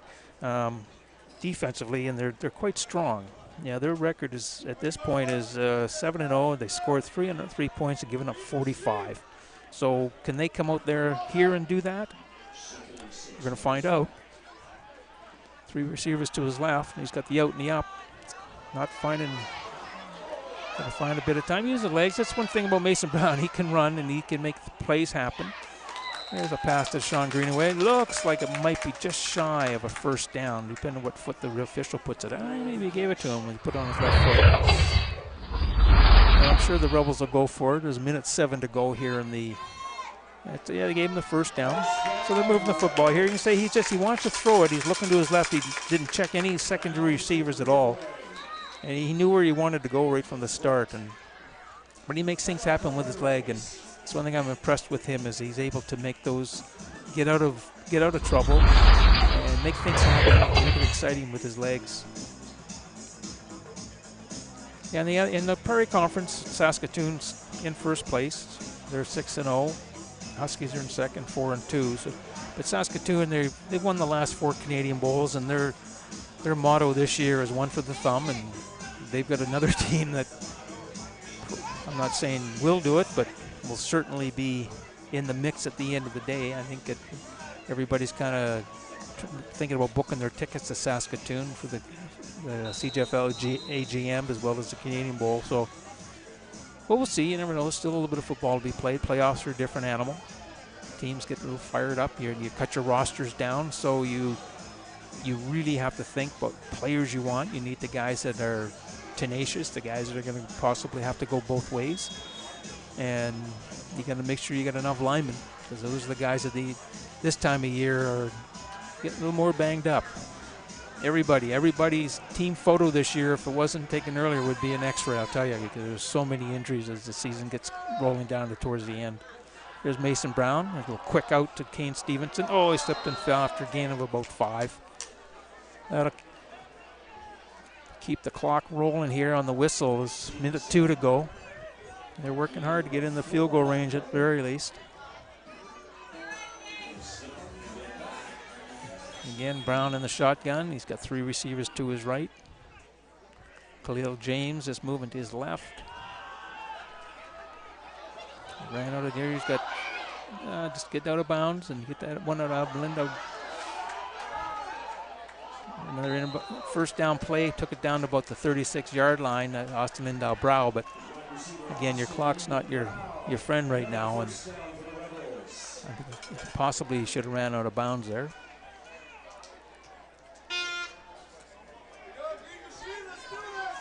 Yeah, the 36-yard line, 1st and 10, 3 and 2 for a little swing pass out to Cody Holmes on the screen.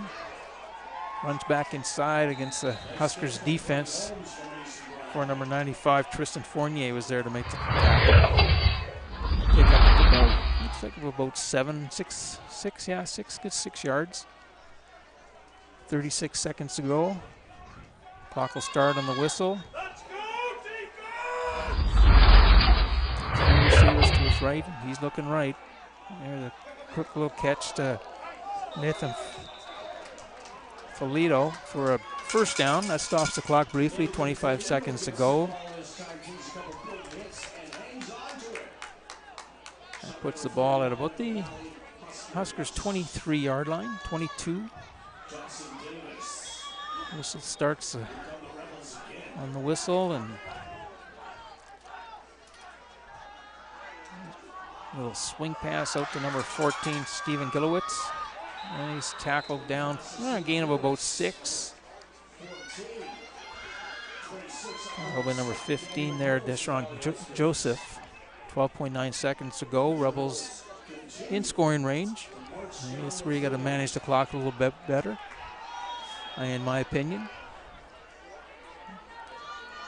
Hurry up offense. Khalil James going to his left. He's going to try to get into the end zone. He scores. A nice little touchdown run. I don't think the Huskers expected that. They were probably thinking pass.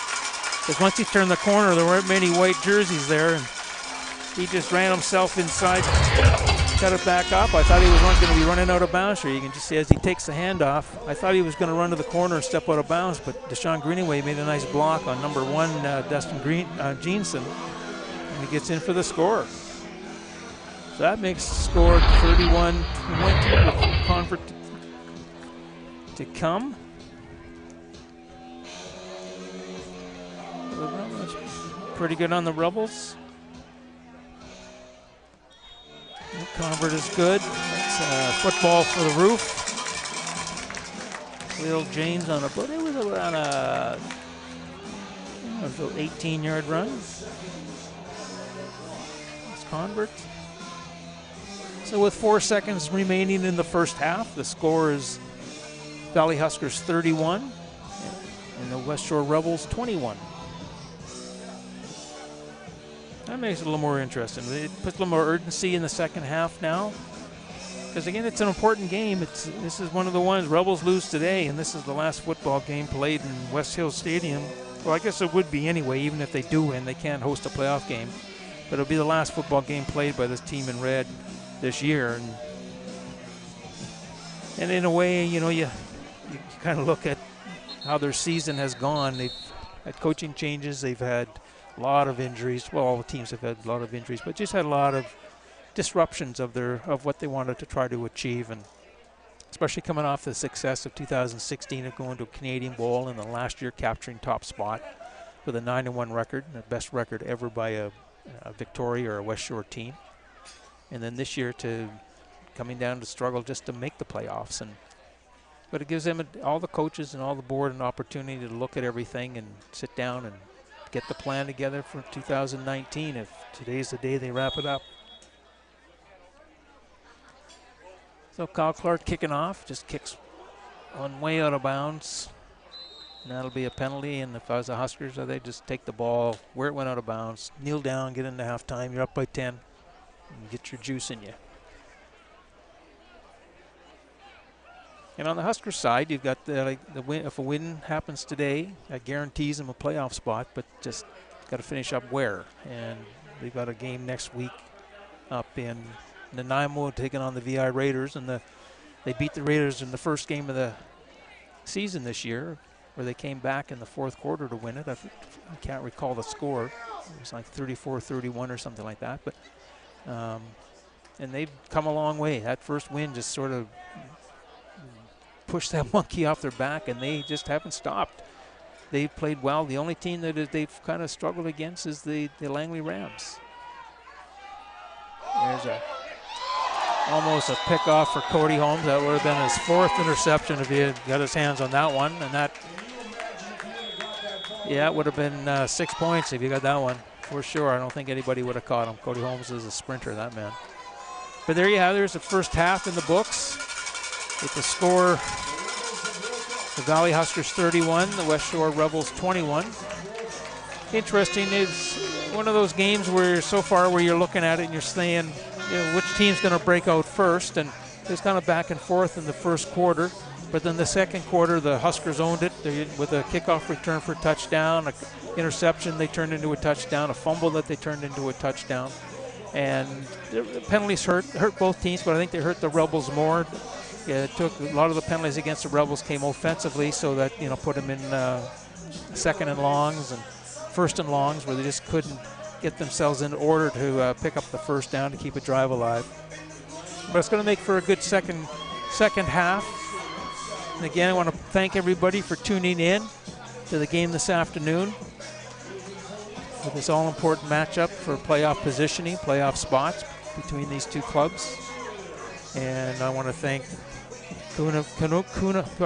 Kahunaverse Sports Group for their support of BC Junior football and everybody that works on these broadcasts and all the board members of the BCFC for all the hard work they do.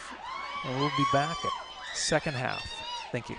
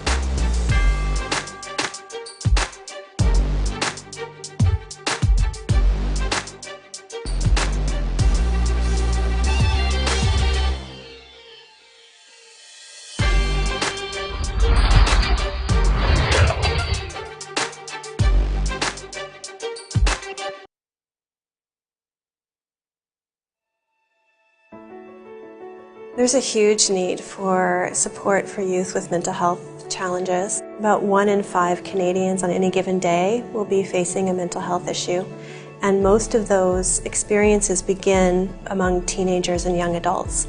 The Booster Buddy app project was incredibly important to us at Island Health. We have known for a long time that there was a need to provide help and assistance to people whenever they need it, wherever they are. Then we can help people get through moments of crisis, and we can help give them hope and a sense of ability that they can get through it. Young people who had mental health issues and their families, brought them all together in one room and asked them what they wanted to get from a mental health app. Most of the vision and the story and the look and feel were really driven by them. That's a tremendously valuable thing that happened with the Booster Buddy project. It wasn't something created in an academic silo, but it was really a grassroots movement that tapped into that lived experience. We were working with a young man with psychosis. He was really struggling and needing to come into emergency frequently because of the severity of his symptoms. I asked him if he would try the app to give me some feedback. When he opened it, his face lit up. And he said, wow, this is going to be a game. I asked him to use it for 2 weeks, and every day that week he would come by my office and tell me how the app had helped him. And he didn't visit the emergency those 2 weeks. I've had the privilege of hearing every day the impact it has on people's lives. That alone is astonishing. This app kept me alive. I'm 16 years old and struggling with mental illness. This app has really changed my life. I wanted to let you know that I was in deep depression last year, but Booster Buddy helped me crawl out. It's silly, but I actually cried the first time using the app. With everything in me, I thank you. Thank you once again for saving my life. I'd hoped that a few hundred people would install Booster Buddy here in Victoria, but since then, we have had over 80,000 people use the app from countries all over the world, and they are saying that it's saving their lives. It's an astonishing experience to be able to have that kind of impact, and I want to thank Coast Capital Savings for allowing me to be a part of that and allowing Island Health to reach so many people all over the world.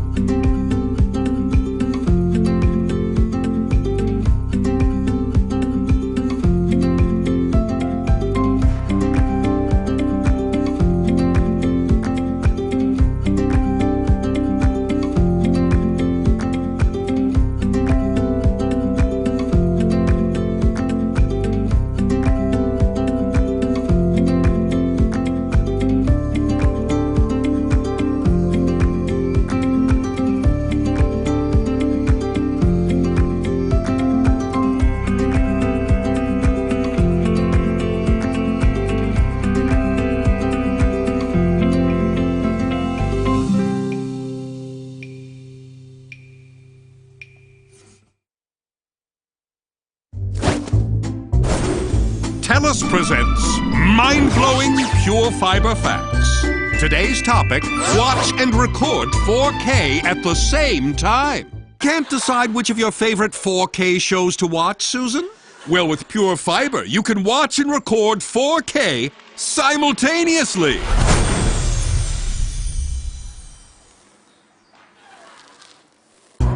TELUS Pure Fiber. TV reimagined.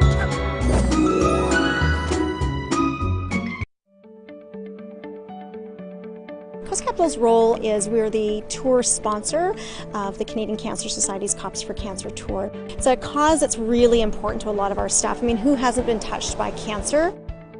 I've had a lot of family members affected by cancer. Knowing that all that I watched my family members go through when they fought this disease, you would never ever want a child to have to face that. This is an opportunity that we can work towards a cause to make the lives of kids who are suffering from cancer just a little bit better, even for a short period of time, by sending them to camp. Camp Good Times is one of the most amazing parts of being a Cops for Cancer rider. Every single year, the tour actually gets the opportunity to go to camp, and it is a magical place. I would just say, after you spend time at Camp Good Times, two things change forever. Your definition of what is courage is never the same, and your definition of I've had a bad day is never ever the same. And every time you're climbing a tough hill, you know this is really nothing compared to what the children and their families go through. And that's what helps me. I just think of the battle they have to battle, and it's really not comparable. Coast Capital's promise is to build a richer future for youth. That's why this particular campaign is such a good fit for us. Having Coast Capital involved is so helpful, and just having a good, consistent, strong sponsor allows you to be a much bigger help for families. Our staff do an amazing job of spearheading some excellent fundraising campaigns, and they're just extremely passionate about this cause. These kids are going through so much, and what a better opportunity to sort of help them through that journey that they're going on and build a better future for them.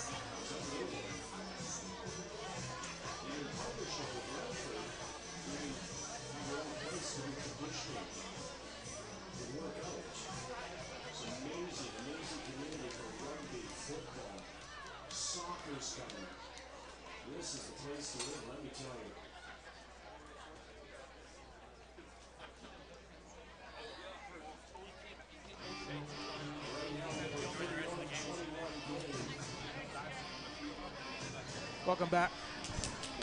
Welcome back, football fans, to West Hill Stadium with the score right now at halftime. The Valley Huskers 31, Westshore Rebels 21. And thank Kahunaverse Sports Group for their support of this broadcast today on BCFC TV.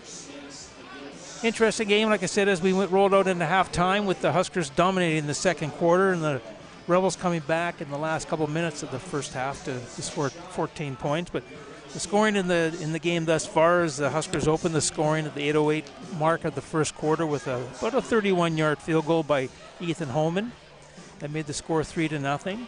Then in the second, the Rebels, with 12 seconds gone in the second quarter, Deshaun Greenaway scored on about a 12-yard pass from Mason Brown, and with the convert Kyle Clark, that made it 7-3. But on the very next kickoff, the Huskers returned it. Brandon Poulin returned about 90 yards for the touchdown, and the convert by Holman gave them a 10-7 lead. And then they kind of blew it open. They scored 3 touchdowns, one on about a 40-yard pass and run to Anthony Dick, Vaughn Richardson on a 3-yard run, and then Poulin on about an 18-yard. There's the kickoff deep. Poulin takes it over his shoulder at about his 5. Works his way back to his right. This is turned into a very nice return. Before he's run out of bounds, tackled by the kicker, Kyle Clark, at about the 46-yard line. That's why he's so happy about that. But then after Richardson's touchdown, at the 2:43 mark, Brandon Poulin scored an 18-yard, and then the Rebels kind of caught fire a little bit. Deshaun Greenaway, with 2:02 to go in the first half, scored on a 70-yard touchdown reception. And then with 4 seconds left, and that was with the convert of Kyle Clark, and then with 4 seconds left, Clell James scored on an 18-yard run with the convert, which gives us our score at this point of 31-21. For the Huskers now, after that nice kickoff return by Brandon Poulin, find themselves at their own 45-yard line. There's Vaughn Richardson on a off-tackle run up the middle for about 8. Tackle on the play by number 8, Byron McKinnon. And we'll see how much energy these teams have in the second half. Huskers they've come out, did a kickoff return, always fires a team up, and they've had 2 good ones today. Poulin averages around 23, 24 yards each time he touches the ball on a kickoff return. Another handoff to Richardson. He's got the first down before he's tackled by 33, Jason Piper. It looked like Piper was going to get run over there, but he built a little bit of a base, knocked him down. Vaughn Richardson on his knee. A low hit like that sometimes just gives you those little, muscle strains. But he's one of those, he's a big back. He takes the contact. He's one of those guys, when he hits you, your teeth will rattle a little bit. Yeah, he's got some sort of like some little twig to his legs, an ankle or something. So we're just a minute in here into the third quarter. Huskers on the move with a first down on the Rebels' 46-yard line. Score here would be huge for the Huskers. Up by 10, move up to a 17. Yeah, huge hill to climb for the Rebels. And a swing pitch to number 11, Keegan Vicklin.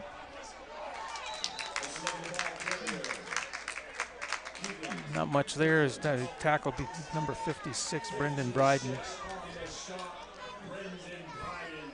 Yeah, pick up about 3. Again, you got the ball in your favor. You got the score in your favor. And you're this type of little drive you got going now. You got the Rebels a little bit on their heels. You always want a team on their heels.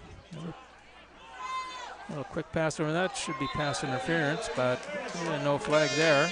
That was intended as number 21. That's Remy Chovo. Incomplete. I guess the officials ruled that he was the defender was there the same time the ball arrived.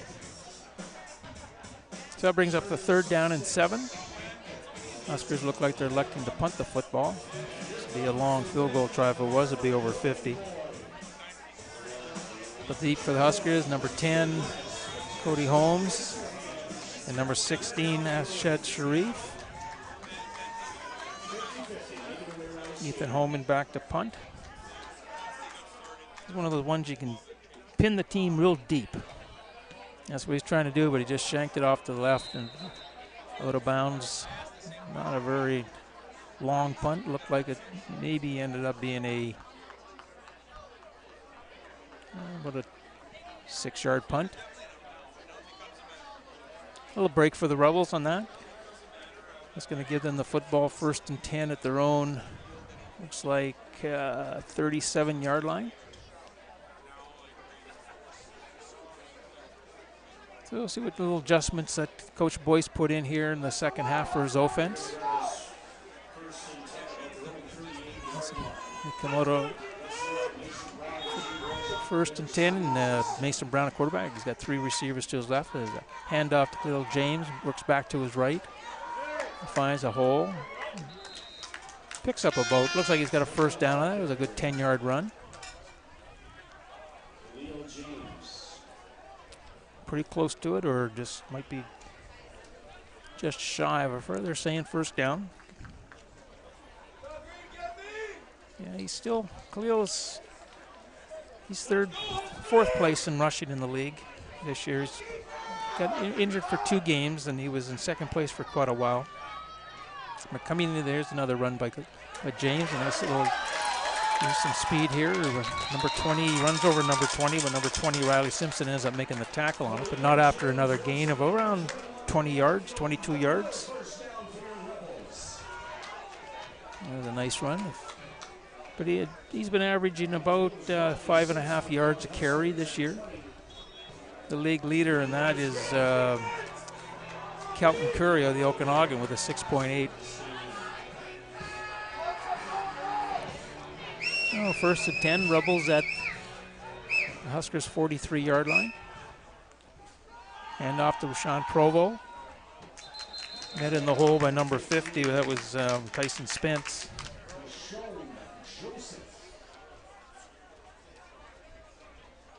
He picked up 1.5 yards, so it'll bring up a 2nd and long. I don't see where Provo in the backfield that often, but again, this time of year, you're looking for healthy bodies that can place positions that you've been hit at, you know, with a lot of injuries, little nagging little things. Got Kane Stevenson and Cody Holmes going both ways most games in defensive backfield and receivers. And that one there, I think Mason Brown felt that pressure, and he just knew right away that I got to get rid of this football just instead of taking the sack. And Huskers put tremendous pressure on that one. So the Huskers saved that short little punt, and the Rebels come in for they're going to try to punt them deep. But Asher McKinnon hasn't been punting the ball all that well today. They haven't been bad, but he usually ends up with 2 or 3 ones that, you know, he sets up into the stratosphere. But today that hasn't happened. Brandon Poulin deep again for the Huskers. Timeout by the Rebels. It's what you don't want to do with only 5 minutes gone in the 3rd quarter. Use your first timeout when you might need it in the 4th. But I guess they're missing somebody out there. Special teams coordinator John Cartlick, I wouldn't be too happy on that. I see Coach Beatty doing a little bit of thumping over there, so you know he's not happy. It's not often to see Coach Beatty happy when the game's whistle blows to start the game. He's pretty intense. As are all these guys. These guys commit a lot of time to this, and they want to see some success. They want to make sure what they teach is done properly. And a little fake by Provo. I'm not sure where they got the 1st down. It looks pretty close. They are signaling it is a 1st down. That was a nice little fake. Direct snap to Provo, and he just ran it right up the middle. It's his 2nd carry of the game. One on a regular off-tackle play, and this one on a fake punt. So That moves the ball up, and the Rebels are going to have 1st and 10 at the Huskers' 32-yard line. Knocking on the door here, down by 10 points. Score here, and they're now going to have an interesting rest of the way.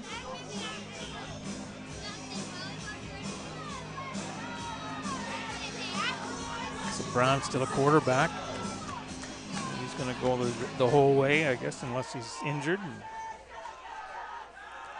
There's some pressure there from number 49. That's Dawson Davis again, doing his thing. Runs the quarterback out of bounds. Little James at the end of it. That was incomplete pass out of bounds. So we're going to bring up 2nd down and 10. Haven't had any score yet out of the game between the Raiders and Langley over at McLeod Stadium in Langley. It should be hopefully. Sorry, just came through. The Rams are up 10-0 after the first quarter. So that's a good start for Langley. It's one of those ones again that's going to put pressure on the Raiders for home field decisions here. There's a ball up for grabs that was intended for number 14 on the Rebels, Stephen Gillowitz. Good coverage by number 1, Desmond Jensen. That brings up 3rd down. We're going to see McKinnon back on the field here. Oh, here comes Kyle Clark in for the field goal try. He's got the tee in his hand, so that looks like it's going to be about a 41-yard try. Yeah, he'll move that up a little bit because it's a little bit too deep on that. So he's going to bring it inside the 40, so 39-yard try.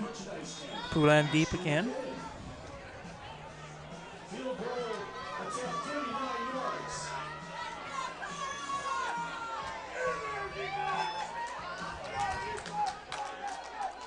Jason Piper to hold.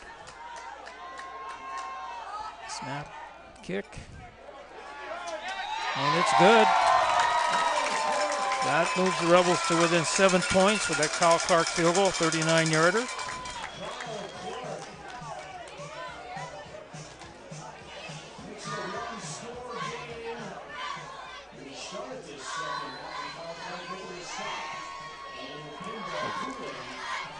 With 9 minutes and 1 second to go here in the third quarter, the Rebels chip into the lead, down 7 now. Score 31-24. Huskers are electing to go for the kick return here, obviously, because they've had some success on that. They picked up well over 130 yards in kickoff return yards today. Deep again is Poulin, and who's number 2, and number 3, Shamir Thomas.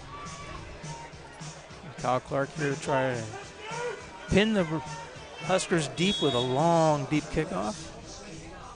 Wind's in his favor a little bit. The wind's picked up a little bit now. Coming down from the launch side try here, a little short kick. It's taken by number 21. That's Remy Chovo.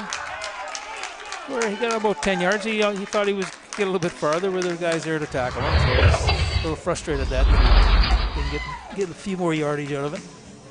That's not bad. It gives the Huskers good field position at their own 49-yard line. 1st and 10.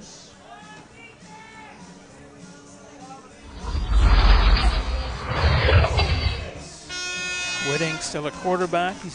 Comes out. They've got 2 backs in the backfields. Now 3 receivers to his left. The screen pass coming out here, number 2 to Brandon Poulin. Makes 1 or 2 guys miss before he's tracked down from behind by number 13, Ashton McKinnon, tackles him up high from behind. But he picked up about 7. Bring up 2nd and 3. That's Poulin's, I think it's his 3rd catch today. That gives him 56 on the season so far. Last week 2 weeks ago, he broke the Huskers record for yardage and receptions in a season. The old record was 47, but 2 weeks ago he caught enough to put him up to 53. So he's having quite an impact, as is Julian Wittig. He's lighting it up. He's probably broken the Huskers record already on passing yards in the season. And he was only 21 completions shy of that record as well.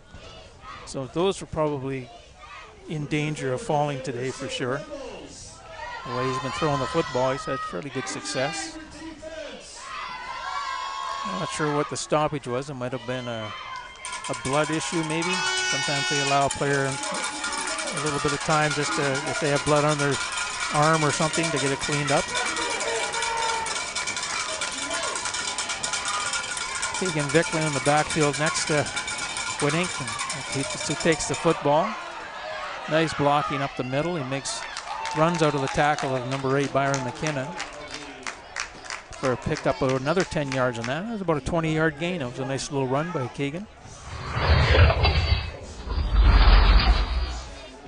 So they keep their drive going here after the short kickoff. Where now they got 1st and 10 at the Rebels' 38-yard line.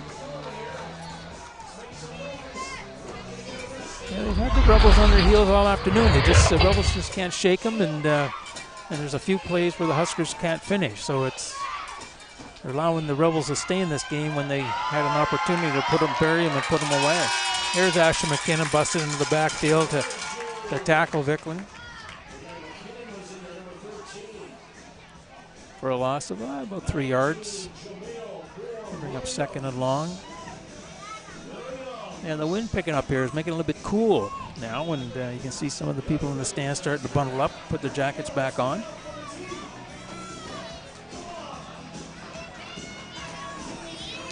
Here, Whitting's got 3 receivers to his right. Getting pressure right away from Ashton McKinnon. Leonardo Ingram comes in a little bit late. I think that's a roughing the passer, but number 9, Leonardo. Watching the quarterback, I didn't see where the pass was completed to. You just see here after he releases the ball, he takes a hit. And that looks like, Remy Chovo on the reception there. So you have the 1st down catch and 15 yards at the end of that. That's going to move the football to the Rebels' 17-yard line. Huskers 1st and 10. Oh, it's important. This drive's important for the Huskers. It says, and then we're going to answer that field goal we gave up. So the Rebels had scored the last 17 points of the game. That was just a quarterback RPO, run pass option, just fake it, and if you can throw it or you can keep it yourself. And that's what he did for about an 8-yard, 9-yard gain. That puts the ball nose on about the 5. Just nosing the 5-yard line on 2nd down and 1. Huskers really knocking on the door here. 6 minutes to go in the 3rd quarter. They're up 31-24. Yeah, pass there, Vicklin just didn't have the time. He was close to the line of scrimmage, so the guys are getting after him. Rashawn Provo, number 15, was in on the tackle, along with number 19, Jamal Moore-Williams. I guess they'll call that a bit of a sack, even though he was moving forward when the play was ending. Here comes a field goal try. This is important. It restores the 7-point lead, the 10-point lead for the Huskers with this field goal try. This will be Holman's 2nd try of the game. He was good on his first one, which was he's 5 for 5 in the year so far. This is going to be a 15-yard attempt.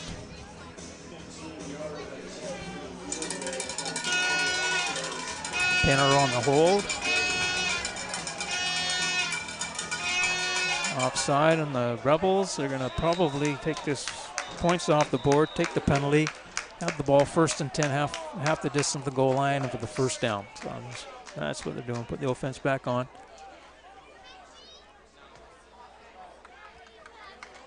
And those are those small little penalties that have haunted the Rebels all year. To the games I've seen them play, they take some of these little ones that don't seem big, but they end up allowing a score. They take your team out of an opportunity to get back in the game, if you will. And it's demoralizing. You get to the bench, coaches aren't happy, some of your teammates aren't happy. Just a little bit of this discord rumbles through the bench at that time. So the Huskers got the football, 1st and 10. Looks like at about the 2.5-yard line. Woodink's at quarterback still. Little handoff, no, fake up the middle. He keeps the football himself for the touchdown. So that's a touchdown for the Huskers. Number 5, Julian Woodink on the 3-yard run, 2.5-yard run. The Huskers finally get on the scoreboard here in the second half after giving up the last 17 points to the Rebels.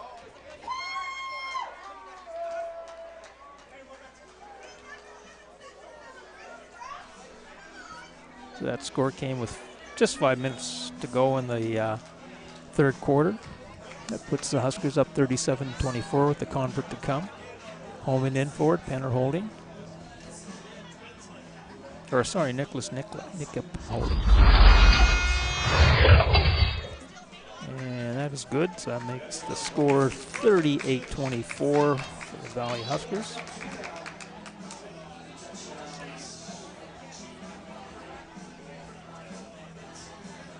So now the Rebels need a little bit of urgency here. They've got to take this next football, and they've got to get down in position where they're going to answer that score by the Huskers to stay in this football game.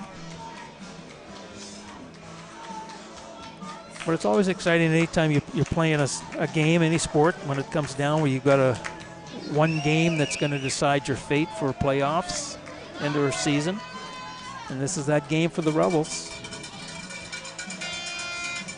As I said earlier, Huskers win, that guarantees them a playoff spot. They just got to find out where. And I guess there's some scenarios that could put them into second place and host, but I'm not sure. I don't believe they've ever hosted a playoff game. I'll have to check that. Something to dig out of the dusty memories of the BCFC.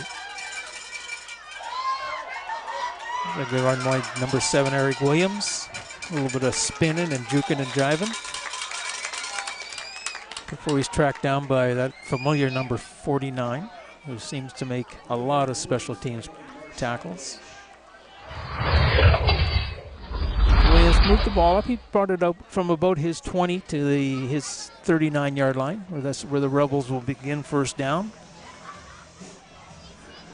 As I said earlier, it's one of these drives that should be of an importance to the Rebels. Use some of the clock, but get yourself in the end zone with a touchdown, and that chips into that lead, and it allows you an opportunity as the fourth quarter approaches to have that ability to say we're within range. Late call for Brown. Just nowhere to go now when the Huskers brought the blitz, and there was number 49, Dawson Davies, and number 50, that's Tyson Spence. They've been in the backfield all day.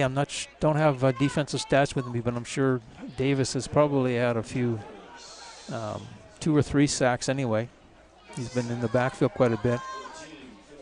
And the loss of 8 yards on that play, so it's going to bring up a 2nd down and 18. Clock running, 3:56 remaining in the third quarter. Huskers up 38-24. Brown in the shotgun again, a little pistol. He's got James behind him, number 21, and he's got 3 receivers to his right. Hand off to little James, just running off, feeling the blocking. Looked like he got tackled there by number 45. I don't see that number on the roster.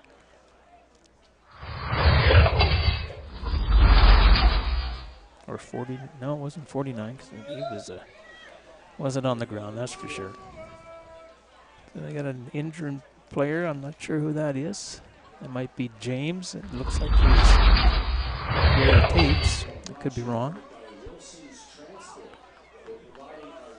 But it was only a couple yard gain on that play, so that was going to bring up 3rd down and about 14. Ball resting at the Rebels' 35-yard line. So the scenario I can figure out for the Raider-Rams game is if the Rams win today, that's going to give them 12 points. Huskers win today, they'll have 12 points, but the Rams own the tiebreaker because they beat the Huskers twice this year. For the Huskers to take 2nd place, they'd have to win next week up in Nanaimo. And Langley travels to Kamloops, and Kamloops would have to knock off the Rams. Tall, tough task for the Broncos if that's like that, but it's still there. You know, you never say never until it's over, so it's one of those things. Here's McKinnon on the punt. Again, a high punt, not very deep. Delan lets it run out of bounds, and it looks like it just jogs out of bounds at about his own 36-yard line. That's where the Huskers will scrimmage, 1st and 10, 37-yard line. 3:07 to go here. You're watching BCFC, powered today by Kahunaverse Sports Group. We thank them for their support.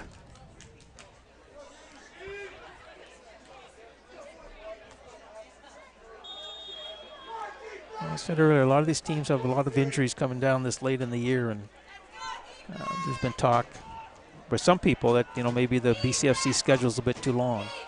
This Whittick rolling out to his right, being chased by Ashton McKinnon.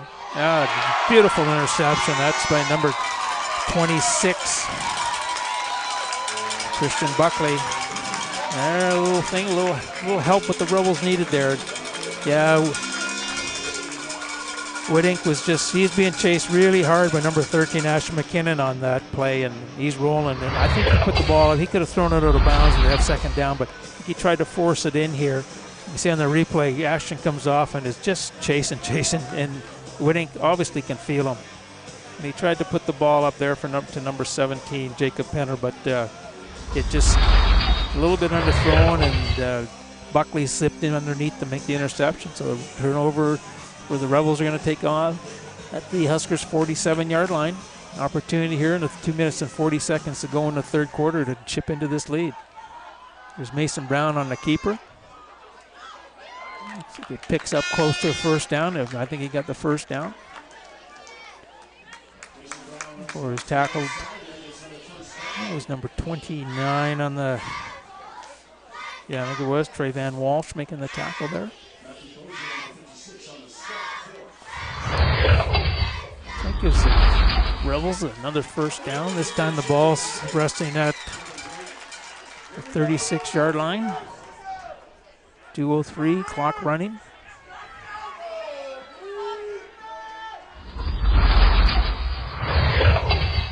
It's a nice pitch and catch there to Cody Holmes. Desmond Jeanson on the tackle.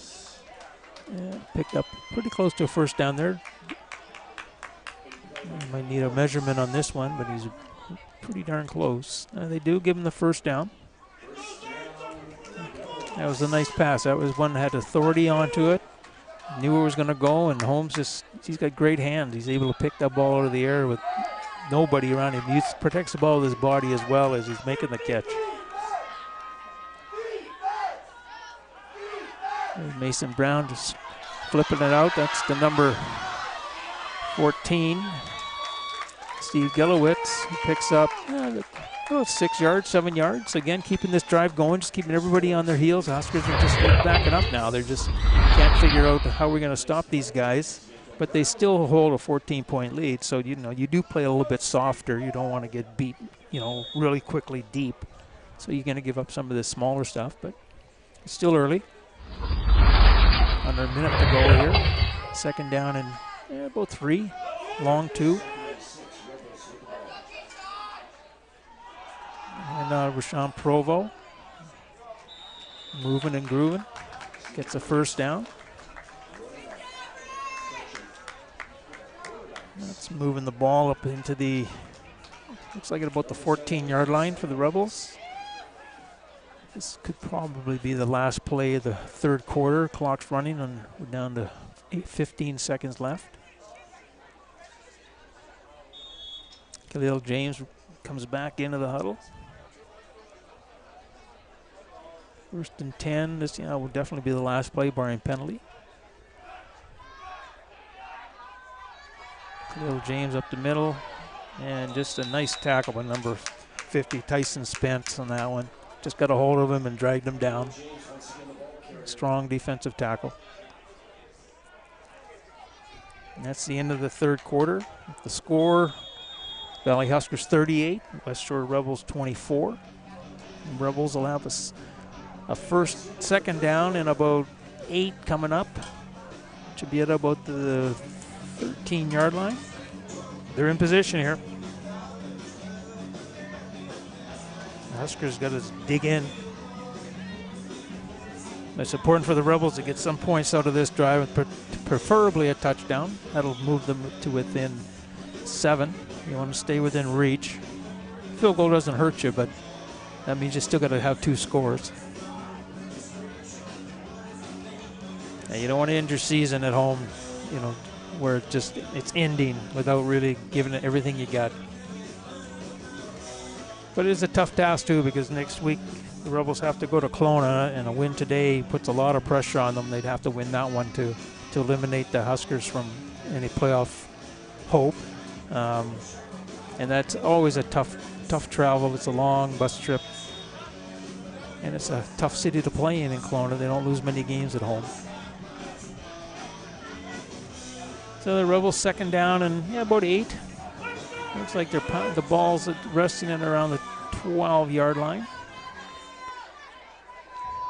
Mason Brown back to throw. Right through the hands of Corey Holmes. He might have been looking, and the sun might have played a part of that. The sun, you could see the shadows in the end zone, and he was looking right back into that.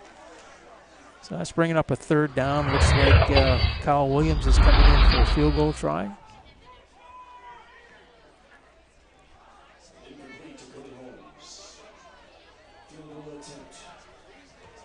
So this will be about a 20-yard try here for Kyle Clark.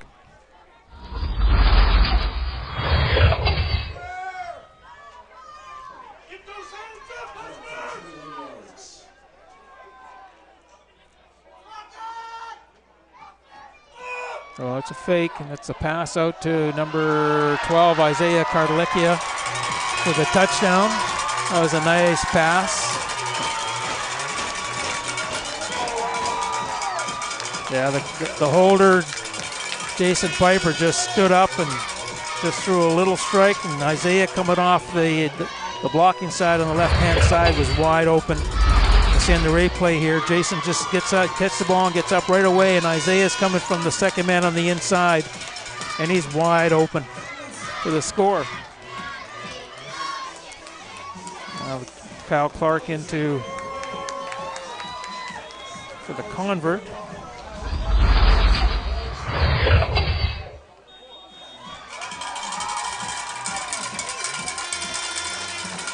That's going to make our score 38-31. Going to make for an interesting 14 minutes coming up.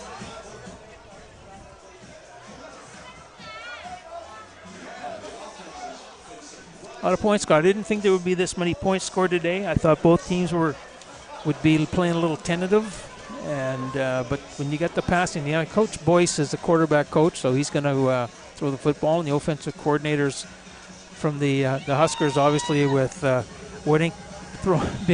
leading the league in passing yards, obviously they're going to throw the football. But they've had a pretty good running game going too. That's something they haven't had going too strong all year, but last week they had a better run game, and they sort of continue that today. Vaughn Richardson, I think, has had a tremendous day, and Vicklin here in this third quarter had some really good runs as well. Here's Kyle Clark ready to kick off, and you got Poulan deep along with number 3, Shamar Thomas. The deep kick will be taken by Thomas at around his 12. There's a nice return. Good speed. Oh, wow, here we go. This is got to chase Desron Kerr, number 4, right on his heels. No flags. That's a second kickoff return in this game today. Not often you see 2 in the same game. It's been done, but it's been a while. Looks like Desron Kerr's hurt up down there on the goal line. Looks like he caught the ball about his 12, but it was speed. He just got up into it very quickly. Broke 1, 2, 3 tackles, and just used his speed to outrun Desron, number 4. Yeah, just missed him. Just tried to. Looked like he's down there. Looks like he might have a bit of a shoulder injury or something like that.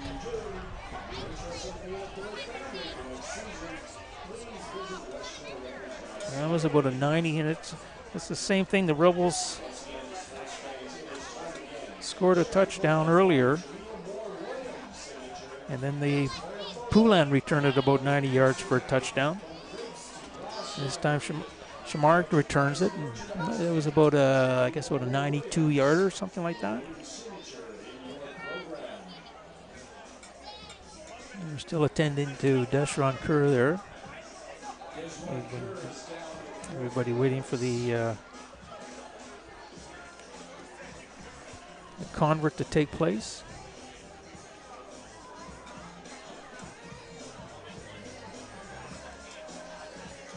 Yeah, Thomas on that one, he just ran straight ahead. A lot of times guys will take the ball and they try to run left and right before they cut up, and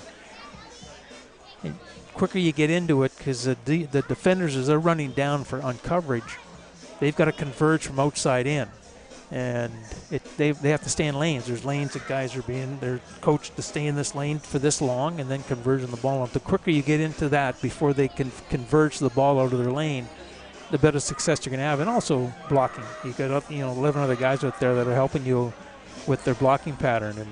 But that was a nice one. He got into it quickly. Same with Poulan did on his. He just went straight up the field. He didn't dance left or right. He just went straight up the field, and 90 yards later, he was in the end zone. So that makes a score with the kickoff return, 44-31 with the extra point to come. Like Kerr just getting up now. He's being held by both trainers. Not sure if that's I'm not sure what he hurt. It looked like he fell on a shoulder. We're holding an arm there. Could be. Because as he dove at Thomas, he kind of rolled over and came down hard on his shoulder. So maybe that's what it was. Hope he's okay. Got to run out of paper here. These guys are scoring a lot. But it's cooler now, so if you got your Chihuahua and you're thinking about coming to the game, I'd think twice. You got to put a nice coat on them if you are, because it is cooler. But it is a nice day here, so if you're going to bring your dogs down for a walk, the Chihuahuas would love to walk around the pond. Get to see all kinds of things, and you know what they're like when they start prancing around. They prance and they show off like real pretty dogs.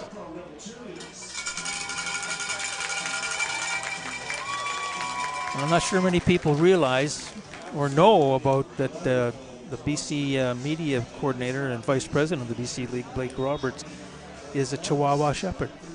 He shepherds Chihuahuas.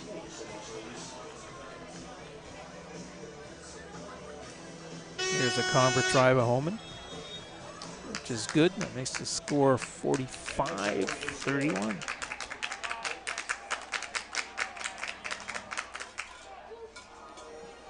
So this game's been going back and forth. So I think that it's going to have to be a drive here by the Rebels to sort of keep pace. I'm not sure whether they've got it in them at this point to match point for point, because they've struggled a little bit in this game. Mind you, you say they struggle a little bit. They put 31 points on the board, and you're at home and you score 31 points. Not too many times you get beat, but they have struggled, to get some continuity going, and they've had those penalties, especially in the first half. They had some penalties that really took the steam out of them on some of the good plays. And there's Holman's kickoff. That's going to Cody Holmes at about his 5. Good convergence. He's found him. So he gets to the outside. He can go a long way. Josh Robinson, number 9, pushes him down from behind. And obviously, Cody didn't see him coming. He couldn't feel him. So that's a good return, though. He brought it out to about its 30-yard line. So it's a good 25-yard return. Yeah, you can see here on the replay as he doesn't feel him at all. He's lucky Robinson didn't punch that ball out. He punched it, might have been on the ground pretty quick. So 13:55 to go in the fourth quarter, 45-31 Huskers. I want to thank everybody for watching here on BCFC TV, powered by Kahunaverse Sports Group. Mason Brown in the Shotgun, handoff to Khalil James for no gain. Maybe even a loss. In on that tackle, looked like number 50 again, Tyson Spence. He's had a pretty good game today, Tyson has. He's been all over the field. He's been in the backfield. He's tracked guys down on swing passes and on sweeps. He's quite an athlete. And then you got behind him, you got last week's Player of the Week, Dawson Davies, who's just been ripping it up this year in the BCFC. He leads the BCFC in defensive points and tackles. Mason Brown on a little swing pass to Holmes. Tracked down from behind by Tristan Fournier. Number 95, just come up shy. Looks like about a yard shy of the 40-yard line. It was good to play. Just it's kind of set late, and as he's moving upfield, there's a lot of red bodies he has to dodge, and every time you dodge, that gives the defenders a chance to catch you because they're kind of full speed with not dodging anybody. So Rebels going for this, I would think. McKinnon's in a quarterback. He's 1 for 1 today on these. In the first quarter, they tried one, he came up short. In the second quarter, he tried one to catch a drive going for, I think it ended in a field goal. He got the first down. Somebody, timeout Rebels. So I'm not sure if this is something they want to think about. You're down 14 points. Do you want to punt the football, or are you going to go? It looks like Mason Brown's coming in, so they've got a different play called. Obviously, they're not just going to fall forward.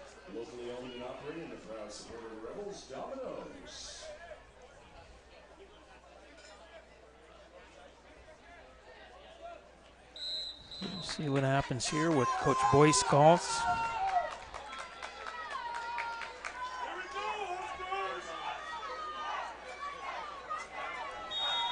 Brown in the back in the shotgun. Behind him is Jens Horvath.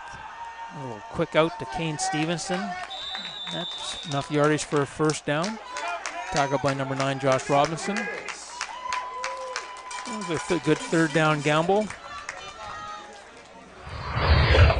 But still a lot of work to do here. You see just a quick little out. That's all he does is look at, and he says, I'm throwing to Kane. Boom, run the out, get the first down. And there he comes from the slot back, and he's got that easily. And again, they're not defensively, you're not going to give up too much. You're going to give him that type of coverage, that type of cushion to keep him from getting behind you. It's Khalil James again, just up the middle, not many holes. Dawson Davis there. Tyson Spence making the tackle. These guys are just, filling those holes and making plays against this Rebels team today. 28-2-4-4. That's 2-4-4. So that was a gain of about 2.5. So Rebels looking at a second and long. Again, I think Mason Brown's only been under center once today. All the rest of the time he's sitting in the shotgun. He's got 3 receivers to his left. James behind him, 2 receivers to his right. And he's being chased. Number 92's after him. Chase Harden is after him pretty quick. There's a pass try to Kane Stevenson, just incomplete. He's going to bring up a 3rd down and 9 here. I think you see the Rebels punt the football.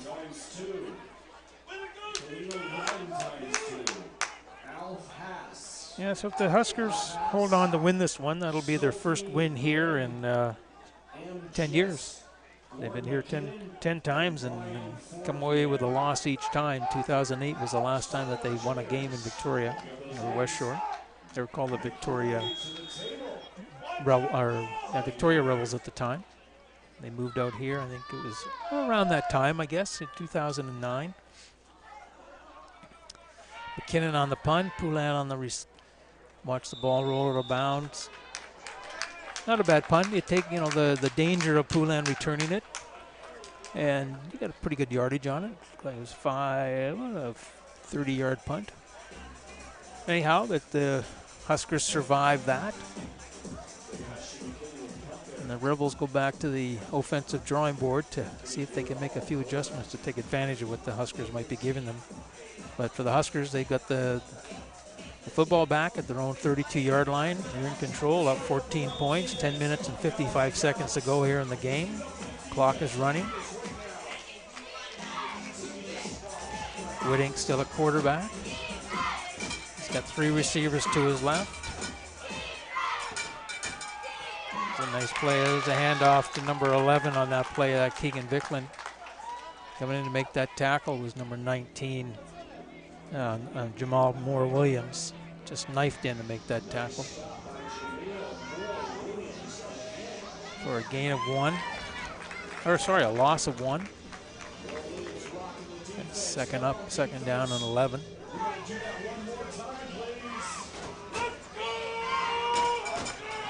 And the crowd's getting a little lively now, but it's been pretty quiet all day. When your home team's on the losing the game, and it's not a really big crowd, so there's like a sack. Leonardo Ingram along with not Ingram. I'm sorry, Ingram came in second. It was Jemensky Mercy Lubin on the sack. So that's one of the not many sacks today, man. It's only maybe about the 3rd. The halftime score at Langley is still that same 10-0 score for Langley Rams over the VI Raiders. So that should make for an interesting second half. You get a chance. Our game's still 9 minutes away from ending. You want to watch some more junior football? Tune on into that one. Catch the second half. Could be a barn burner over there. Home it into punt. Not a bad punt. This one's Cody Holmes taking this one at his own 48. Got a couple nice blocks, catch the edge. Using his speed. He breaks one tackle. Finally run out of bounds by number 65, Michael Lingert. After a really nice return, but we do have a flag on the field, and I'm not sure what that would be, but in the position where it is, it looks like it's roughing the kicker. That would give, if it's roughing, it'll give the Huskers 1st and 10. Moved up 15 yards. Automatic first down, which that appears what it is. Roughing the kicker call. Yeah, I'm not sure. I think I wasn't watching how much he was contacted, but the Rebels did put a pretty good rush on because they want to try to turn the ball over pretty quickly here. Sometimes you guys get excited, and you got to protect the punters, though. You got to protect those guys because that leg gets in the air. They're very vulnerable to injury.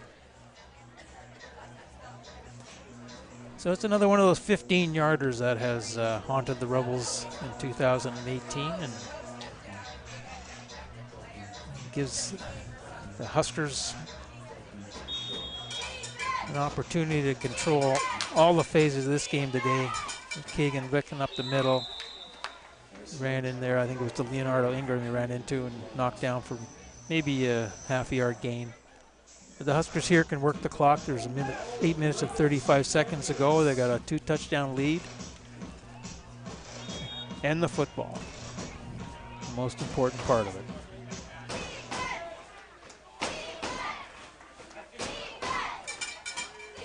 There's a swing pass out to Brandon Poulin. He was tracked down from behind by number 15, Rashawn Provo. Again, one of the premier linebackers in the BCFC. And the 2 guys down there, they must have collided. Provo and Kane Stevenson, number 2. Provo looked like maybe he's cramped up or he pulled something. He's grabbed his hamstring. I'm not sure about Stevenson. The way they're looking at him, looks like it might be his arm. Hard to tell, though. Sometimes guys will play 2 ways, too. They just need a rest. So this might be their opportunity just to say, I need a bit of a rest here.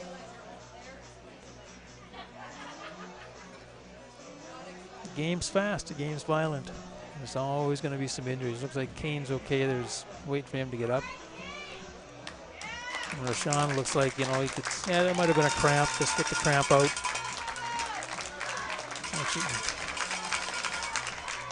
Get the leg working again and get the muscles kind of back where they're supposed to be. Nice gesture there between the two, Remy Chovo and Rashawn Provo.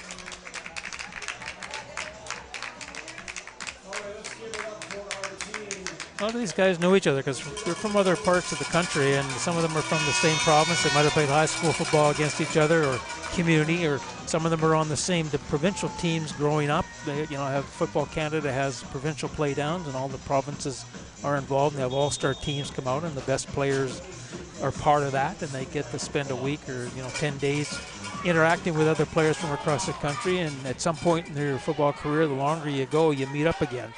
You know, and with today's social media, it becomes friends with on social media. You're talking all the time.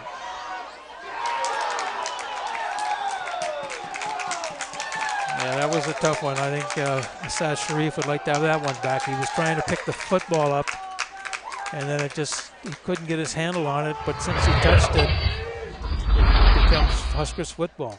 So you can see on the replay here, it's a short little punt. He catches it, drops it. He's trying to find it, and he doesn't see the Huskers come in to grab it. And that was number 29 on the Huskers, at Trayvon Walsh. He was Johnny on the spot, doing what he has to do, guys on the football, and any opportunity to get a hold of it. But I guess there's a flag down because I see an official holding a flag. So they're saying the football was caught at the 35-yard line. And I guess they're trying to figure out if this penalty's against the Rebels. Now, we'll find out here. Referee Chris Short, who happens to be my son.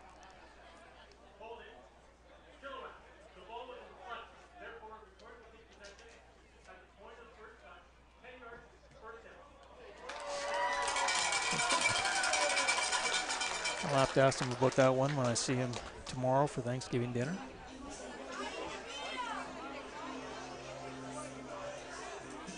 So anyhow, it's a 10-yard penalty against the Huskers. Moves the football up to the Rebels 45-yard line. 7 minutes, 43 seconds to go here on BCTV. FCTV.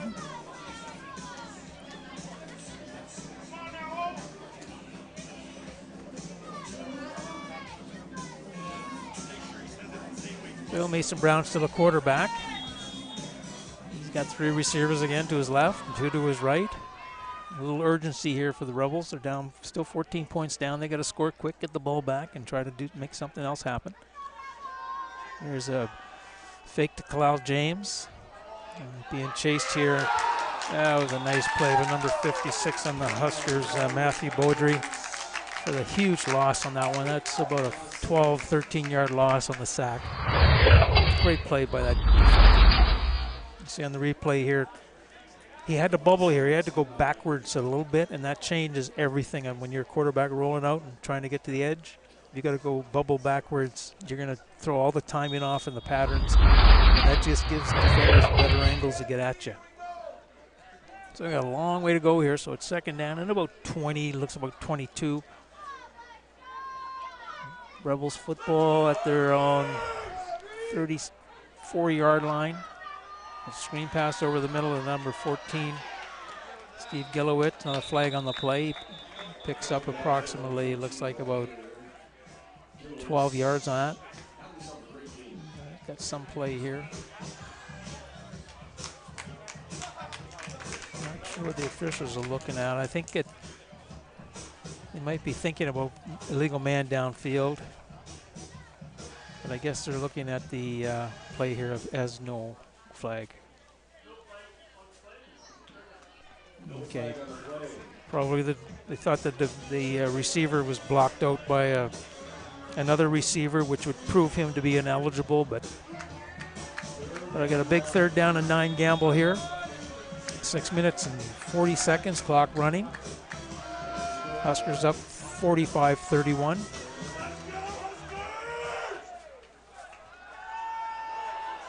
Pass over the middle to Cody Holmes. running backwards more than anything. And he finally breaks the tackle. Got a flag down on the play too. He picked great play, a lot of running. Unfortunately, it might all come back. I got another flag there.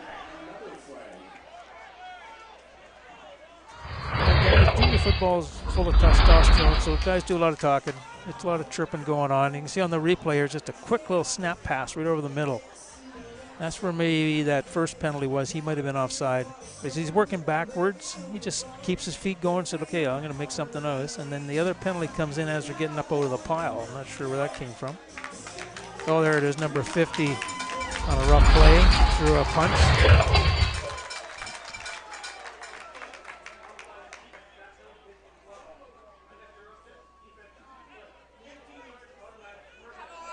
So a 15-yard penalty added to the end of that play when Tyson Spence threw a little punch at the end of the play. It's, you know, wasn't one of those ones that knocks you to the ground. It just gets up in your face mask, but you know, can't do that. It's against the rules in football.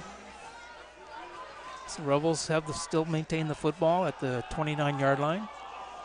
Sean Greenaway, that's a nice pass. That's his third score of the day.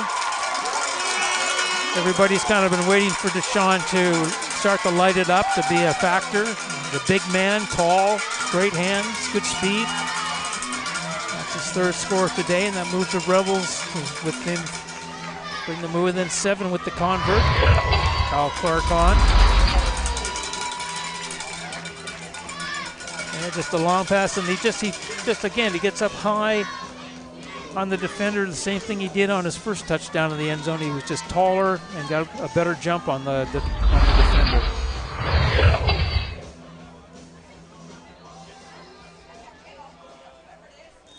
So Kyle Clark's kick is good. Another football donation for the roof of the curling rink, or I'm sorry, the bowling alley.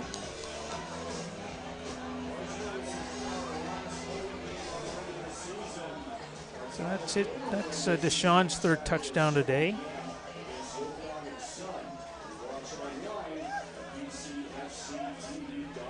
So we got 5 minutes and 9 seconds. I think that's a 9, or 59. I guess the clocks or the lights are burned out. So 5:59 to go. 45-38 Huskers. You see the urgency now of the Rebels. You might see a little more energy. They've been kind of flat a little bit today. I wouldn't say they're coasting, but they just, I think as the Huskers match their touchdown for touchdown to continue their 14-point lead, I think that took a little bit of wind out of their sails a little bit. But I don't think we'll see an onside try here. I think they got a kick pounded deep, in my opinion, and put their defense out and let their defense turn the ball over, and so they got some better. Yeah, here we go. I don't know. It was. That's Josh Robinson picking that one up. And this is a fumble again. It could be a fumble return for a touchdown, which is. And again, the Huskers answer right after a Rebel score for the third time today. 2 kickoff returns, and now this onside try, which is picked up and returned about 55 yards for the touchdown by Josh Robinson to make the score 51-38. You can see on the kickoff, as they try this, they run it short, so they're hoping that a Husker will touch it, but since nobody touched it other than a Husker, but it was before any Rebels were there, nobody there to stop them. So that makes it, with the convert coming, 51-38. It's a fumble return touchdown. You don't see too many of them since the ball was already touched. That was at 5:53. Just waiting for the convert, or Rebels get everybody in position.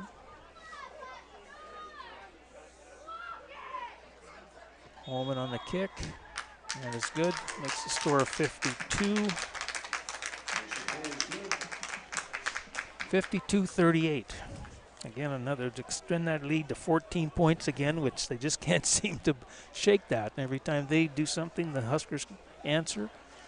And maybe that says why the Huskers are where they are in the standings this year. I said Coach Reist has got something going with these guys, and they're believing in themselves, and they're playing some pretty good football. That might be. I'm just going to check. I have some notes here that I put together, and when I come to town, it's the most points that the Huskers have scored against the Rebels in their history. The last most were 39 in 2014. So there you go. They're adding, changing things all the time now. They've changed a lot of time. They've broken a lot of records this year, their own records. They've done things against other teams that they hadn't done before. You know, obviously that's, you know, there's a whole different personnel changes. You know, we're talking over years, so, but it's all part of the history of the game in British Columbia. That who's good, who's not, who's improving, who's not. You know, and for the Rebels, try to keep climbing into this one. And there's Greenaway again on the return. Nice tackle made by number 21. That's Rennie Chovo. So those are things that just can't can't shake that. But for the Rebels, you know, this game is going to be difficult to pull this one out. But they're going to be the first team, lose today, the first team in BCFC history to go from first to missing the playoffs, and that's all you have to go on. You know, like when you're going to look back on it years from now, you're going to go, "Wow, that's amazing that could happen." But you know, you don't put those asterisks next to those type of records or events that happen in the league to say, you know, they had coaching changes, they had a coach suspended, a coach, you know, resigned, and all that stuff. It's one of those things that you just don't know about as you move forward. So everybody's going to look at, boy, they went from first to fifth, you know, back to back, but it's something they build on. Got to build on things that are positive, and you learn. They say you learn from the ones that are negative, and you turn them into positives, and you work hard to make sure they don't happen again. So the Rebels down 14. The ball's resting at their 25-yard line. 1st and 10. Mason Brown's gone the entire game at quarterback.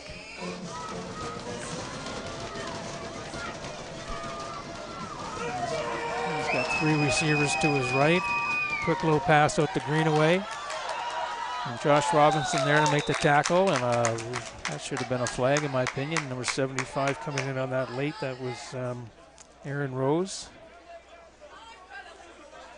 I'm not sure if there's a place to see that. And see on the replay is Greenaway makes the catch here, and then number 75 Aaron Rose comes in and just wipes out Robinson right from the back, right there.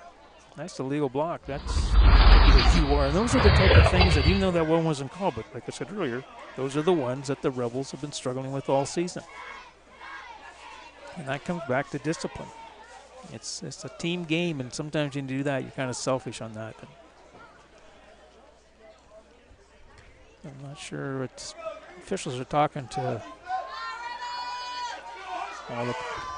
Everybody's, I see Robinson's heading off. Probably had the wind knocked out of him. A blow like that in the back.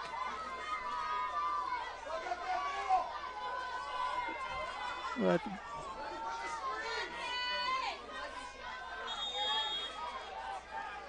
Rebels up 3rd down. It's about a long 2-3 to go.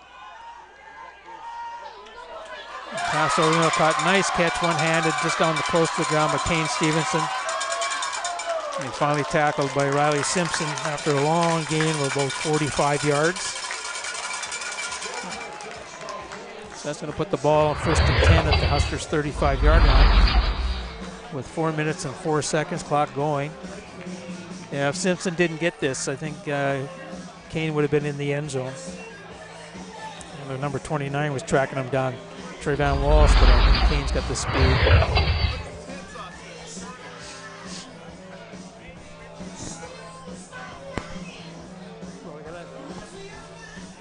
We have another Husker down there. Looks like that was number 20, Riley Simpson. Low tackle, sometimes you catch your fingers on boots and in shoelaces. You twist your fingers. So 4:03 to go. Yeah, Rebels, you're not going to hear. It's one of those things. You score here, you're back down by 7 points, and then you got to prevent them from returning a kick or something. But you get back into this, and you'd end up with a tie game pretty quick. There's a long pass going to Cody Holmes. Oh, it's right off his shoulder. I think it was off his shoulder.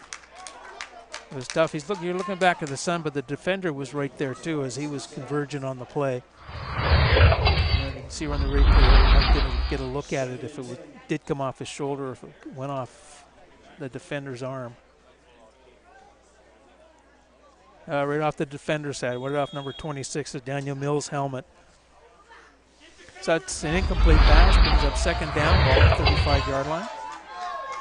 3:08 to go, clock running. Fourth quarter, 52-38.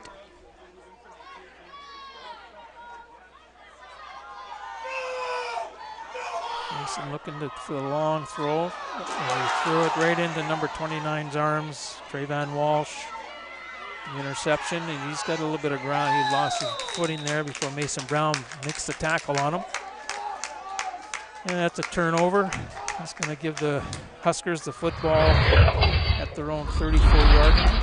Snuffed out that play with 3 minutes and 14 seconds to go in the ball game. That's one thing Mason Brown has had struggled with this year a little bit. He's had a few interceptions. And I think he's had 2 in this game, so that's going to push him up to, if I can find it here. He's thrown about 10, not the tops in the league, but he's thrown about 10 compared to, well, he's had 3 touchdown passes today, so he's up to 7 touchdown passes and about 10 interceptions.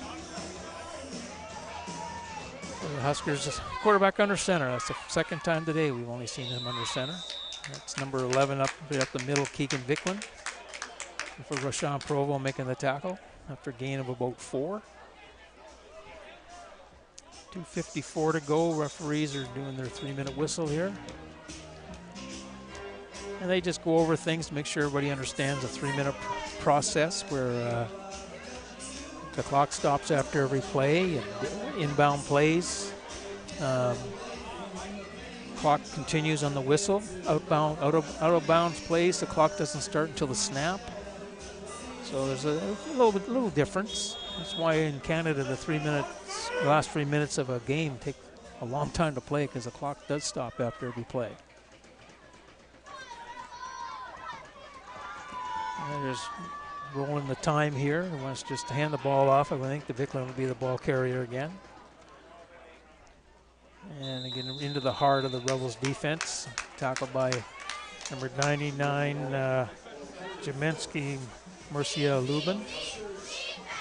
That's going to bring up a third down and long 6. 2:03 to go, looks like.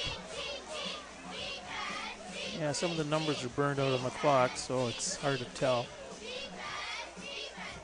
But the running play, so Rebels didn't stop the clock, so the clock will start on the whistle. Ethan Holman in the punt, and Cody Holmes and Asad Sharif deep for the Rebels. They'll use all the clock they can. I guess that was 2:02:22 now, clock running.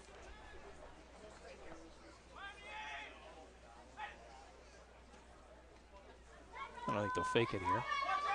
I think he stands so close to the line.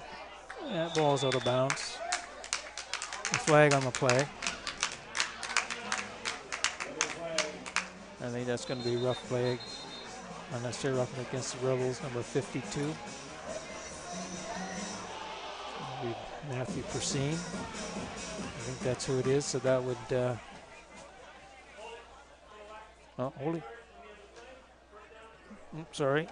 Holding Chilliwack. I thought because the Chilliwack kid had his helmet off that there was a little bit of push and shoving going on. But holding against the Huskers, that's going to move the ball 10 yards up from the end of the play, which will give the Rebels 1st and 10 at their own 51-yard line.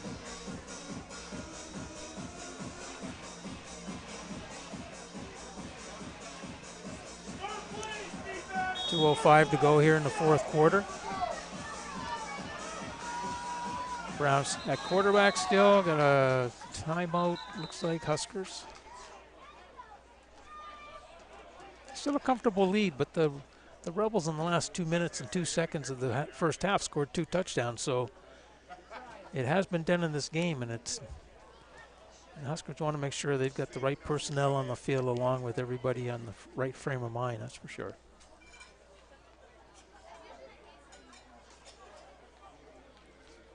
But this Husker team, like I was saying earlier, there's a lot of things that they're doing different this year and that have been positive on their whole program. They're bigger in the community. The crowds are up, way up in Chilliwack to watch them play football. And just, when you get people excited, you also get an opportunity to interest people in joining and, being part of it, game day help on the board, different things like that. And that's what winning does for you, and when everybody buys into the same program. There's Brown back to pass, an incomplete pass on the long out to Cody Holmes. But coming into this game, their overall record is 46 wins, 148 losses, and a tie.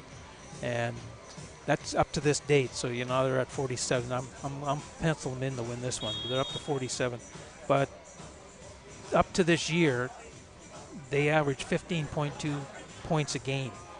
And so far, I'm not sure what their exact points for and against are, but they're already at around 25 per game.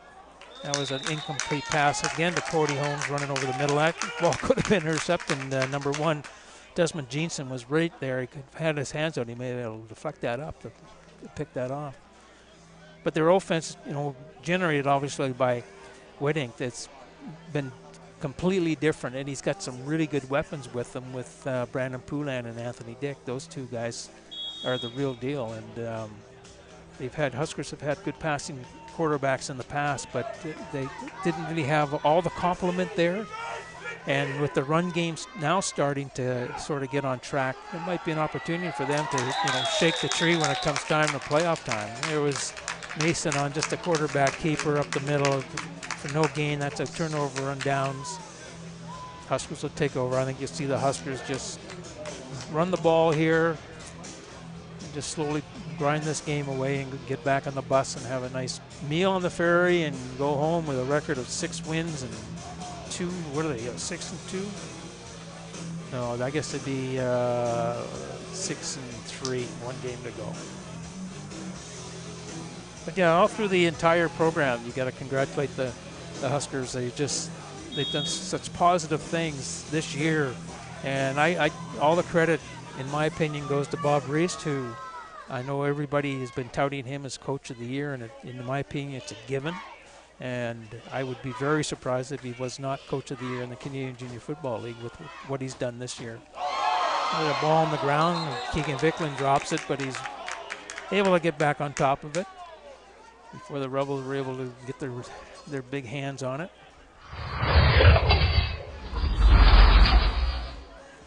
So it's going to be interesting. We're going to it's game today, like I said at the halftime. The Raiders were trailing the Langley Rams 10-0, and still 10-0 after 3. That's interesting. No scoring in the second quarter and/or the third quarter. I got a bunch here. Yeah, that's what it is. Yeah, another run by Keegan Vicklin. We'll bring up third down, 1:20 to go here in the game. And for the Rebels, this loss today eliminates them from the playoff contention. They'll go on a trip next week to the interior to play the Okanagan Sun, and they can play a bit of a spoiler. If the Sun lose and the Rams win out, the Rams can take top spot. So, I think Coach Beattie, who used to coach the Okanagan Sun, led them to the 2015 Canadian Bowl. I think he might have a little bit of, I don't know, how you would say it, a little bit of anger inside to say, let's just go up and beat these guys. And if they knock them off, and Langley, if they win today and they win against Kamloops next week, they'll take top spot. It was a big rush. That's a beautiful punt by Holman, taken by Eric another fumbled ball. It takes it's back on top of it. Number 7, Eric Williams, about his 4-yard line. It was a nice punt. 52 seconds left in the game. Yeah, it's a high punt. And it was one of those wobbly ones, and he just couldn't get his hands on it. Bounced off his shoulder harness, and Huskers right on top of him, led by number 49, Dawson Davis, all year long.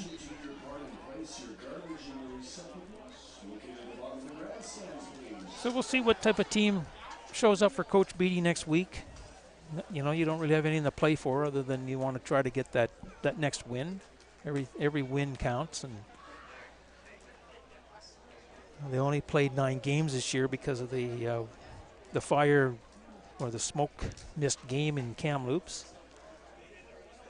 The record's going to be 2 wins when you take into consideration, you know, they'll go into next week's game. They'll have 2 wins, 5 losses, and a tie.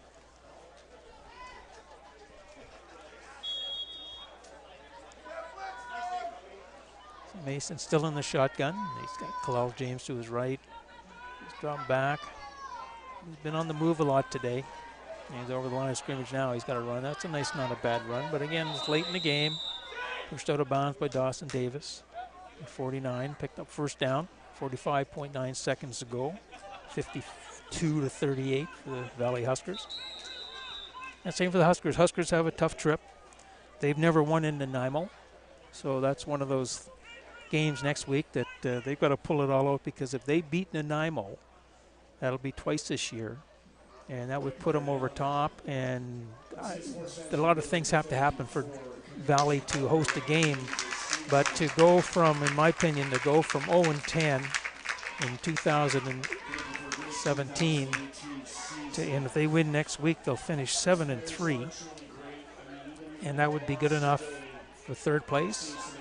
I think the best they could do without, mind you, Langley has to lose to Kamloops, but we've gone through that. But that's a tremendous turnaround, and Coach Reese would just be elated to be able to stay going into this year that this is what we could do.